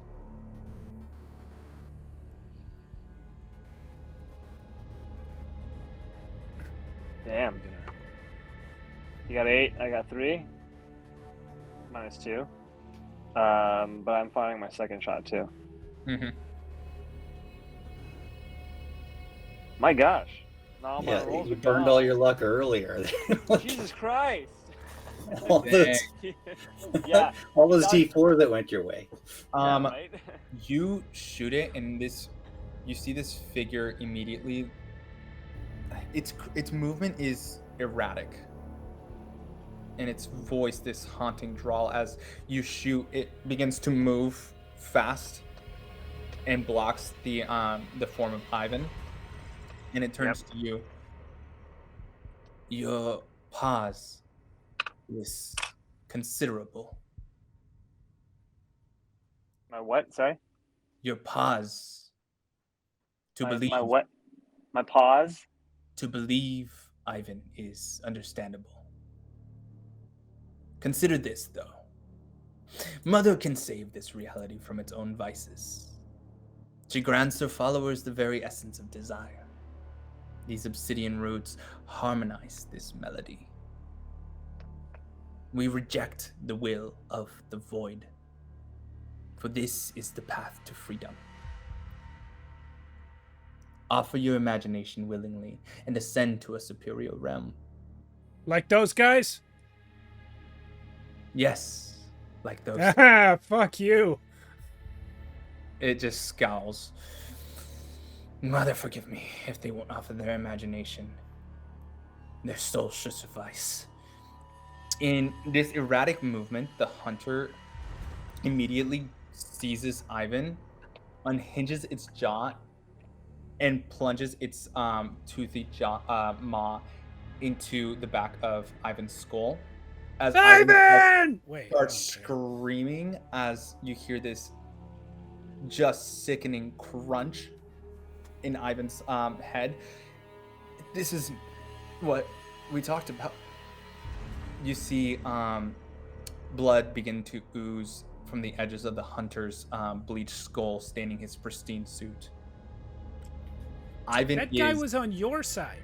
freaking out until he stops to cease, his spirit leaving his form, before the hunter devours, and he says, I know, but the imagination tastes so delicious, and grabs the soul of Ivan and just drinks it.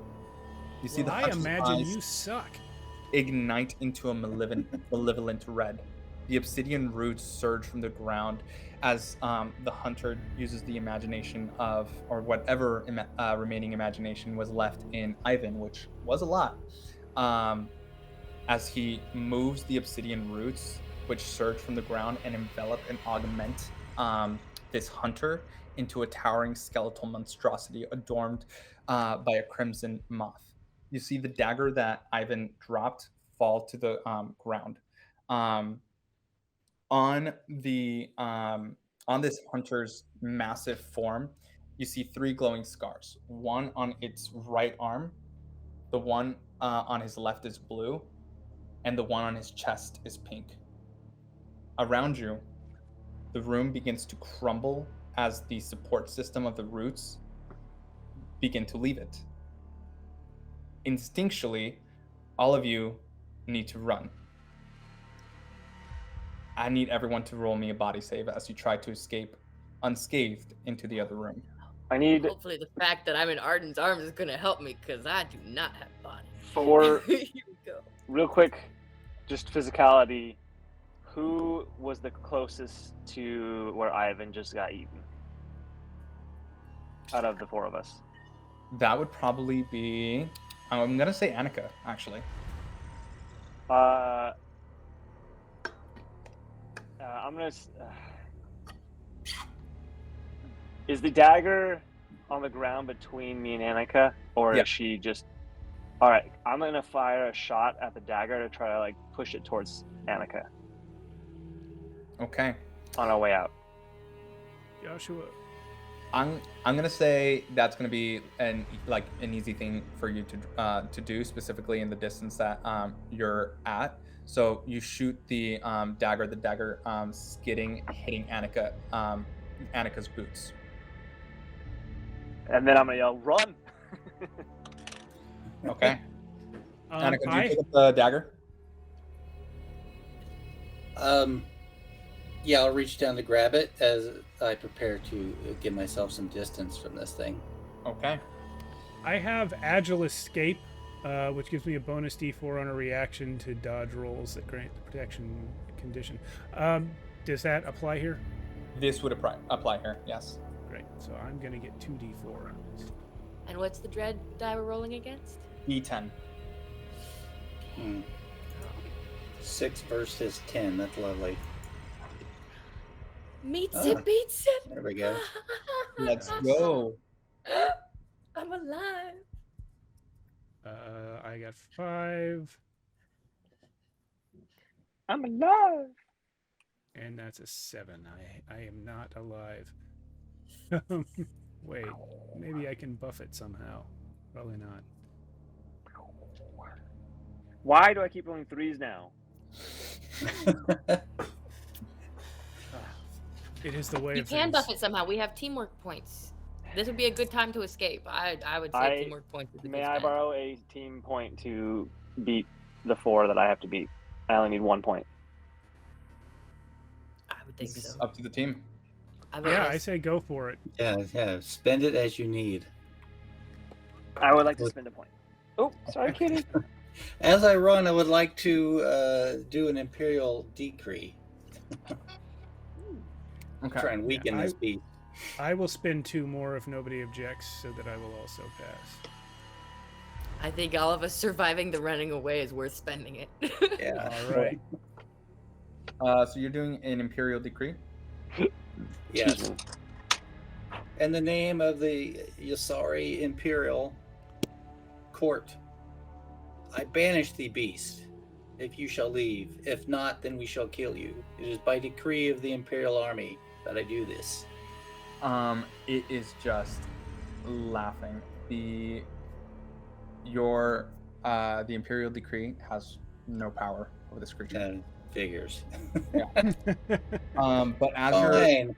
running, those that remained unscathed just bolt into this room, which is protected by you're under the tree, this obsidian massive thing, which provides sanctuary for you for the time being, as the massive form of this hunter is currently outside of the tree, in the room adjacent behind you. Those that took damage. Y'all stumble in. Annika, were you able to? Did you pick up the dagger? Yeah, as I turn to run. Okay. In the room that you're in, this sanctuary, you see 3 pathways leading to open squares, open courtyards. One to your left, where this red fissure is. One immediately ahead of you, holding a pink fissure, and to your right, one that holds a blue fissure. Matching the marks on the creature's body? Yes. Within your current room, there's a restorative golden spring that bubbles in the room's center. The tree's sap.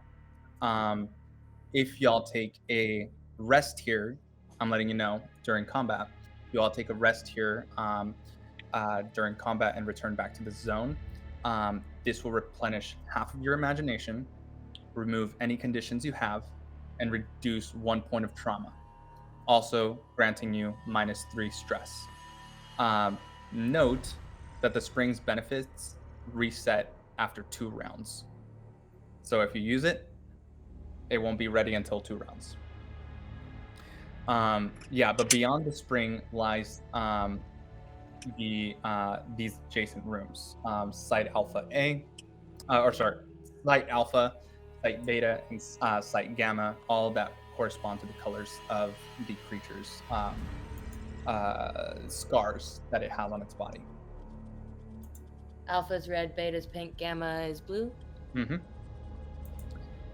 Is this like a divide and conquer thing, or should we just focus on one room at a time? Well, that there is only one dagger. This invoker that it does seal fissures. You've seen it seal fissures earlier before. Yeah. This is the time. This is now. This is indeed now. As we run past, I'm going to take a drink from the spring and take 3 stress off of my total and start my counter for 2 rounds. Okay, so it is 2 rounds. Now, before we go into combat, are you going fast or slow? Just a clarification on the spring thing. Do we each get our own counter, individual counter, or is it we all share one counter? You all share one. Oh, Copy that. never mind then. I will wait until everybody else needs a drink because I'm the only one that's hurt right now. It sounds like we only get one person every 2 rounds gets it, right? Essentially. Yeah, so you might as well. You can all drink from the spring right now. Oh, okay. Never mind. If you need to. Do we want to do a drink now or do we want to wait? There's nothing wrong with me to Yeah, I'm good. recover from. I will just sit at my 6 stress then. It's not that high compared to the 20 I can go to. Arden, do you want this dagger? I do because I have dual wielding and I already have one dagger. Flip it in my hand and hand it to you. Awesome. Hey, I'm Arden. going fast. Don't lose it.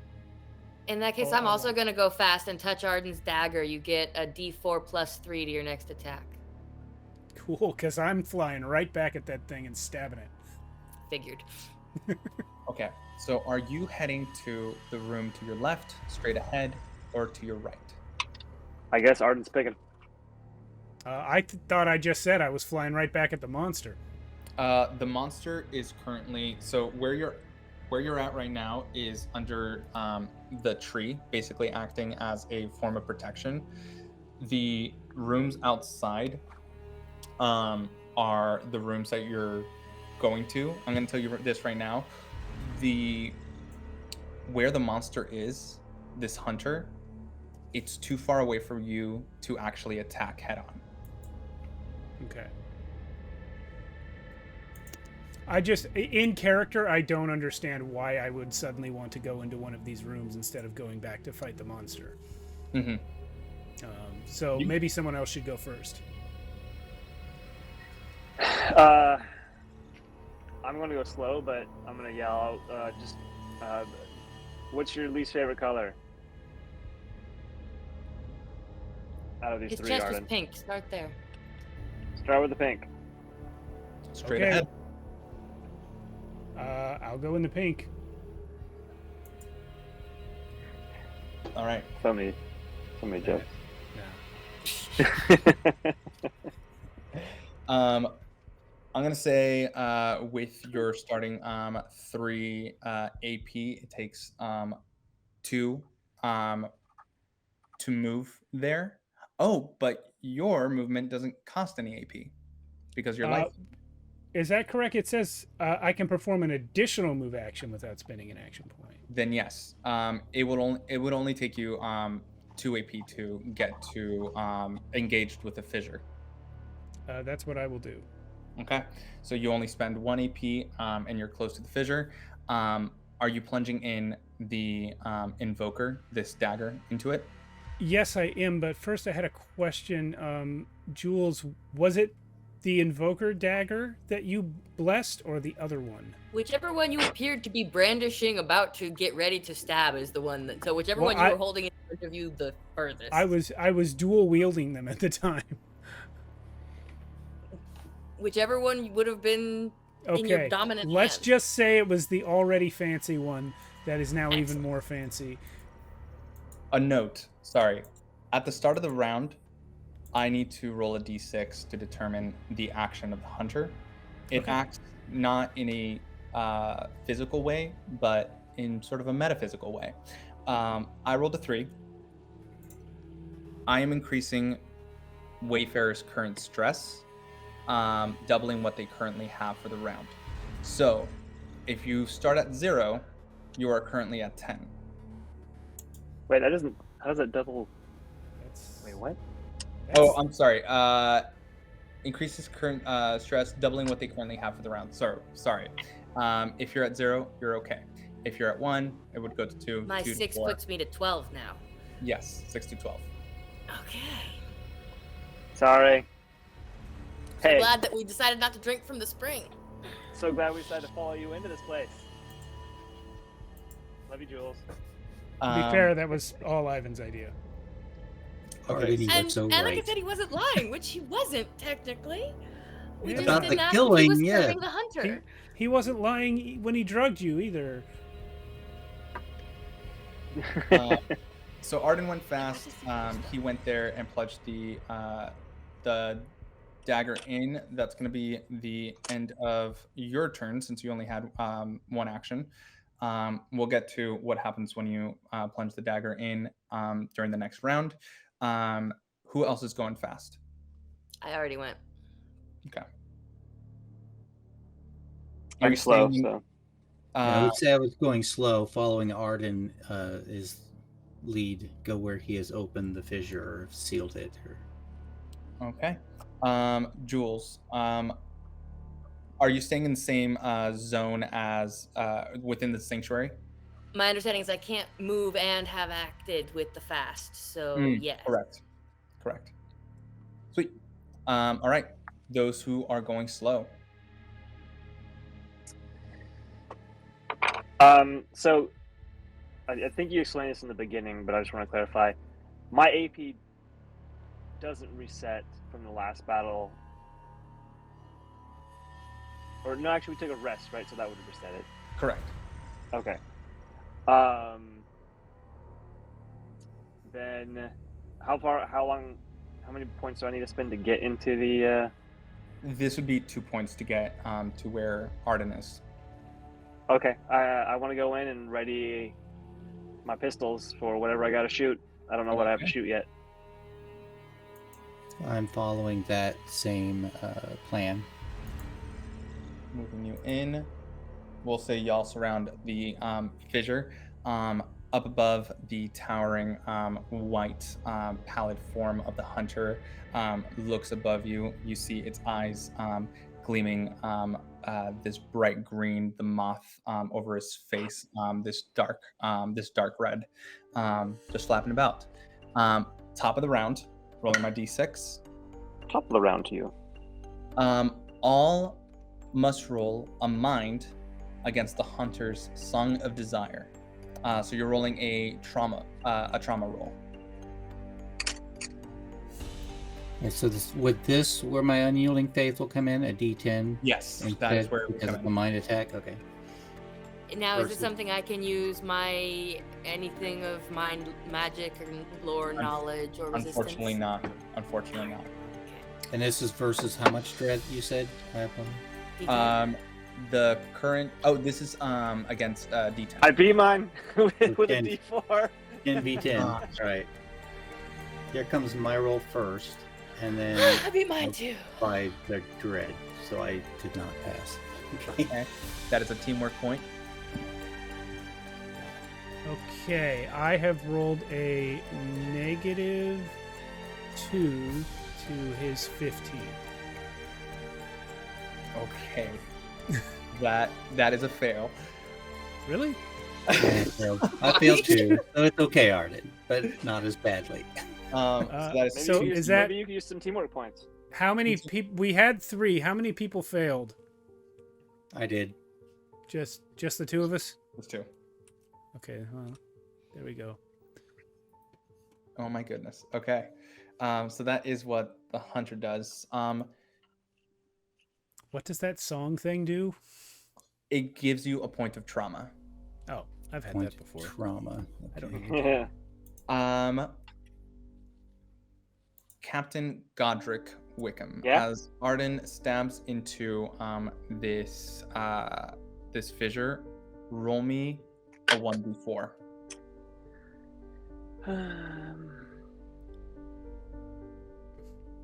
3. Okay, 3. Top of the round, fast or slow? Wait, what happened? I'm gonna aim. What happened on that roll? Okay, That's a secret. secrets. All right. Secret. I'm gonna go slow this time. I want some points back. I'm gonna go slow as well, even though I still had 2 remaining points from last session Okay, or last round. Drop something in. Ugh. make a fast or slow. Slow. Okay, everyone goes slow. Unfortunately, you rolled over what needs to. Well, nothing happens. The pink fissure closes. You see the obsidian dagger almost absorb the color pink. You see the chest of the hunter immediately just explode as a gust of souls begin to just pour out of it. But it's still standing. It can no longer roll a 5 or a 6 though. Hey. Huh. There are 2 other fissures. So Well, this doesn't seem that difficult. I will head to the next one. Okay. Anybody going fast? So I think we all slowed it. Yeah. All right, yeah. Right on Arden's heels. Yeah. Yeah, I'll stay That slow. will only take 2 points to get to. Okay. Arden, you plunge it in. Yes. Alrighty. Sir. This is going to be the top of the round. Okay. Some fun finally. Annika, roll me a d4. Uh-oh. Lovely. Here it comes. I told you. It was 4? I tried.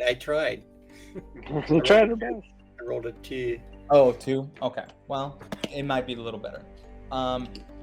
The shadows that you saw in the pines, you see 2 of your shadows begin to form and take on this shape of these hounds that get close to you. Actually, they'll start on the other end of the zone where you guys previously closed the fissure and are currently running towards you. Oh, wow. So that was the hunter's roll. He can only now roll a d4. But with the fissure that you have currently, Arden plunging it in, I'm going to say, Jules, roll me a d4.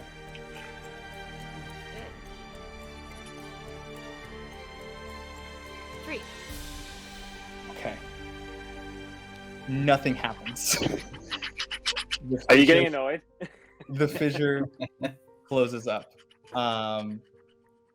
But for those that went slow, and Jules, since you did aim, you do have this time to basically do what you're going to do.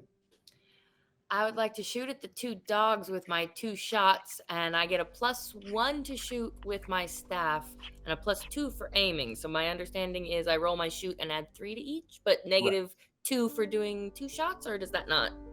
Because I'm not double wielding, I'm just shooting twice. You're just shooting twice. Excellent. So it's +3 to my D8, and I'm going to do it twice. And what is the dog's dread? That would be a D4. D4. Excellent. Here's the first one. Ha ha ha. And the second one. I hit them both. Okay. So the first one was up by 7. The second one was up by 7 as well. Wait, are you dual wielding pistols too? No, I have a wand and I shot twice because I aimed. Oh, got it.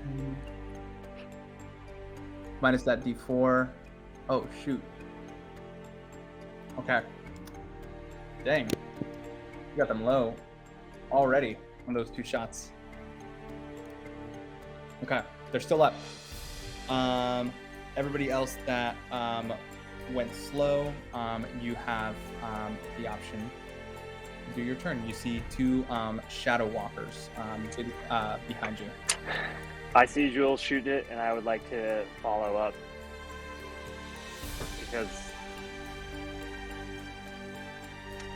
I'm competitive. If they get to us, I will smash them. But yeah, take them out. Did you shoot one each, or did you Yes, just focus yeah, on one? I Okay. picked one each. Yeah. So I give you a little smirk, and I'm gonna draw my pistols and fire one each too. One at the first one. Oop. Yeah, that guy's fucked. Oh, yeah. You're a little Here's competitive. That's okay. I'm all right with that. Oh. Okay, he got 6 at least.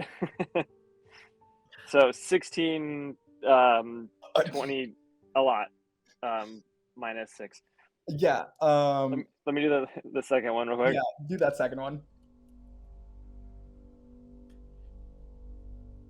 2. I beat it by 2. That's what you needed. Describe to us what this looks like. I'm just gonna be like, I got your bones, and I'm gonna fire one into each of their foreheads, like from whatever distance I'm at, like almost hip fire, like it's easy. Yeah, and the shadows just expand and disperse, going back to their original place. Good job, y'all. 1 fissure left, off to the left. Are y'all going fast or slow? Don't worry, Jules. I know you weakened them. I'm I'm going slow. slow so that I can go fast. Okay. Slow. Slow. Slow. Okay. The hunter rolled a 2. Dang it, I'm not rolling the ones that I want. I am lowering all of your attributes by 1 step. All of them? All of them. Just for this one round, right? Just for the round. So my stress is back at 6? Oh, sweet. Yeah. Your stress is back at 6. Oh, I feel so much less stressed. It's like a weight has been lifted. Killing those dogs really made me feel better. I bet Thank you you, let out a Captain. lot. I saw it come out. Yeah. Yeah, Arden, when you close the fissure to the right, you do see the right arm of the hunter just immediately explode. The moth on its face begins to flutter as if it wants to leave. Okay, so top of the round, y'all are moving, and I'm assuming you want to take your full. It would take 1, 2. It would take 3 from where you're at to get to the fissure to the left. Yep. That is why I went slow. I can do 2 movements for action points and 1 for free. Okay. You plunge your your dagger within. I'm gonna say Annika. Annika, roll me that D4. Actually, I think you already rolled it for me. I'm gonna say Arden. Yes. You rolled the last one. All right, I will roll this one.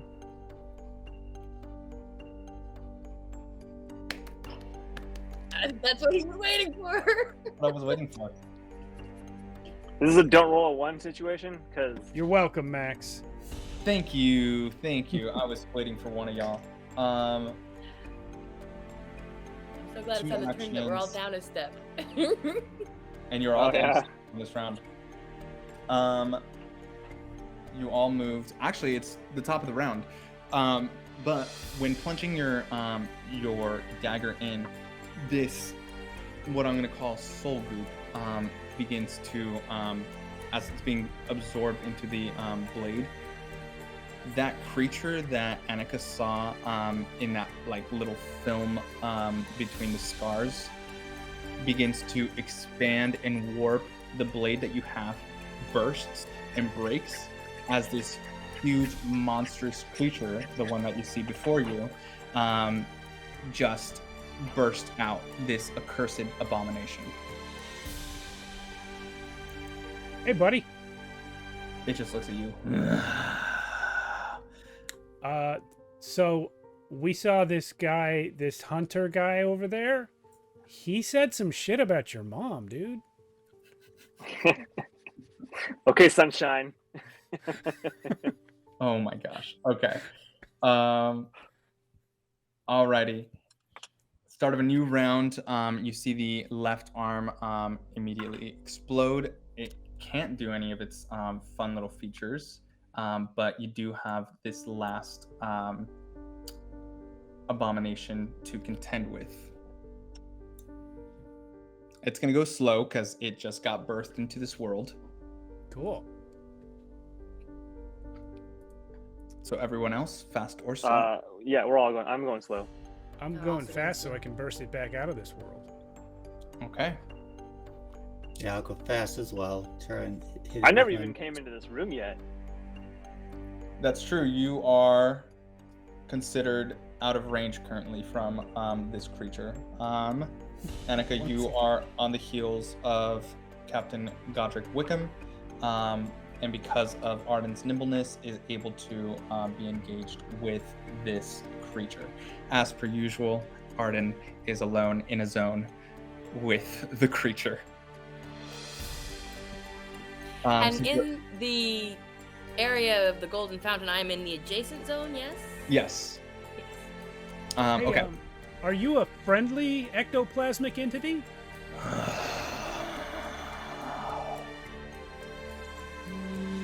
I'm gonna take that as a no. So my strike is D8. I have a trauma, which makes it a D6, and the hunter's ability. Oh, did that wear off? Because it's That another wore round. off. Yeah, it's Okay. another round. So it's a D6. My Against extra dagger exploded, so I'm not dual wielding anymore. You know what? I'm not going to use the dagger. I'm going to unarmed combat it because I get an extra D8 for that. Okay. This would I'm be against a dread of D12. Okay, here is my roll. That's 9 total. And a D12. That's 11. Okay.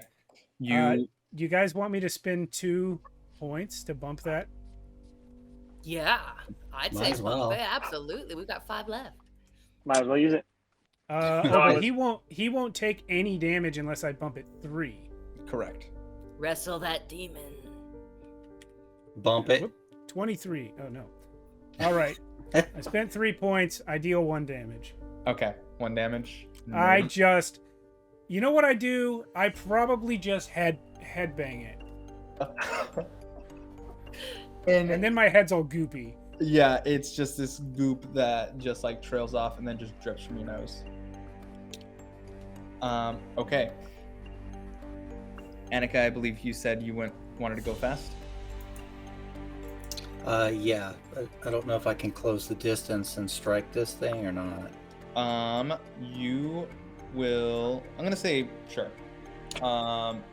That will take 1 movement. So, unfortunately, because it's an action, or you're going fast and it's 1 action, you can only move to be engaged with it. Okay, not attack. Fine, that's cool.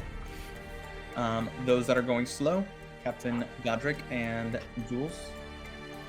I'm aiming, so unless you're also aiming, I'll be after you, Captain. No, you guys good in there? Should I go to the big boss or should I come help? No, I think this is the big boss, Godric. Did this thing come out of the void thing and the big guy is still over there somewhere? You see that We the big blew guy, up the big guy's arm and stuff. Yeah, you see that the big guy up there, because you have sealed all three, has begun to crumble into like powder, like white powder. Oh, so cocaine. Yeah. There's Okay, other white powders, Matt. I guess he's busy, so I'll come help you guys. What do I need to get over there? That will be same thing, just one action to get there, and then you have one action left to do what you want. I would like to move and pew pew. Alrighty. Ciao. Gosh. And then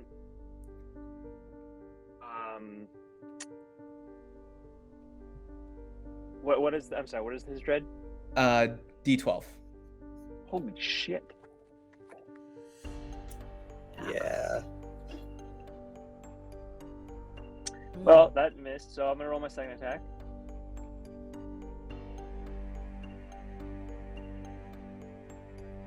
Lord. Wow, yeah. So yeah, I fired both shots at him, and I don't know if they hit him and just don't do anything, or if they miss entirely. No, they hit him and just kind of like stop partway within its body. Oh, 2 teamwork points out of it. I'm gonna need a bigger gun. Nice. That's I'm what going I'm to always take telling you. inspiration from the last competition of shooting we had. Aim my staff and do my 2 fired shots at the guy. So these will +3 on my D8. Nice. Well, I keep forgetting to do my minus. Okay, the first one hit Yes. by 5. The second one missed by 2. Okay. So that was a miss. The other one missed by, or hit by 5. By the way, Max, this is my favorite mechanic in the game. The way damage is done. Thank you. Saves an extra roll. Even though you added a bunch of extra rolls. I like Meredith's way of rolling the attack and dread at the same time. Well, I was doing that at first, but if they're ever the same die, it gets confusing. Yeah, That's true. if it's the same, you have to roll separate. This creature, before it gets to do anything, you see a lot of the white powder from the bone begin to basically descend upon where you're at. It's this beautiful stark contrast against the obsidian bark of the tree and the bioluminescence of the golden leaves up above from the tree.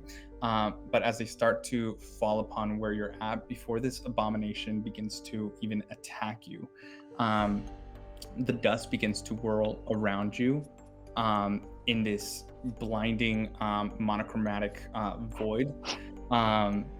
This dust begins to encircle you. You all catch a glimpse of one another before this tunnel of white lifts you up, enveloping your vision in pure white. It's just vision, though. We don't feel like anything's happening otherwise. Your senses return in this monochromatic void. You feel tied up. There seems to be something in your eyes, and some of you are able to like move around and kind of shift it as you take off these weird electrical nodes that connect to your eyes. Some of you start to blink and they come off. You're in this weird void of white with what looks to be like a web, like a spider's web, but the web is actually more like cables connected to each other in this giant weave. Okay, who was dreaming about the Matrix? There's a clattering of arachnic legs that heralds the arrival of the creature that belongs to this space. A woman with an iron spider's body, her face concealed with a wide-brimmed hat. You observe her navigating her expansive web, an intricate loom connected to screens displaying threads of reality. There's about 50 people tied up, some of them that have been loosened and seem to be falling, but not really, down below. Their vision just keeps getting smaller and smaller, but never really disappearing. Yeah, there's a Do multitude. I have my magical senses? Can I reach out and feel anything, or is that gone in this reality? You seem like yourself, like your real self, like the self that's not from beyond the void. I habitually reach for my guns. They're not there. Yeah, Son of a bitch. these multitude of bodies are entangled in electric threads, their eyes shrouded, your own threads unraveled. This, probably Jules knows, is the mother of the weave, the matron of the source of magic itself. Her gaze fixes on each of you as she skitters your way, swiveling a screen into your view as she sees that you're... As she moves the screen over to your face, you see your parents, your families. Some have continued to seek you in the years that you've been lost, while others Oh, shit. have returned to their own world.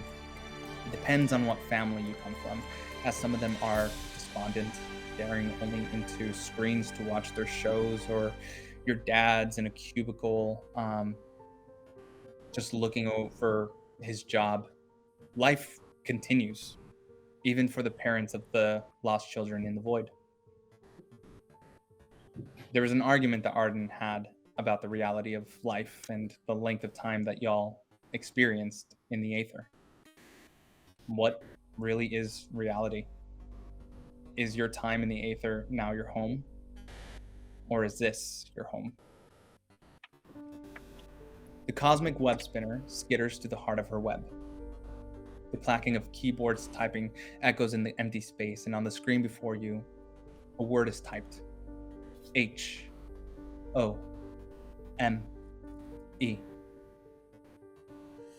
You look, and before you, a keyboard allows you two answers. Yes or no. And that is where we're going to end our game, as our wayfarers are confronted with their option to return home beyond the Obsidian Veil, or to stay in their created home in the Aether. This is a world where one can be more than they are, and the veil of the threads of life and death can seem thin. And while our story touched on the cosmic grandness that exists in the Aether, there are areas throughout the world that brim with life and mystery and dread.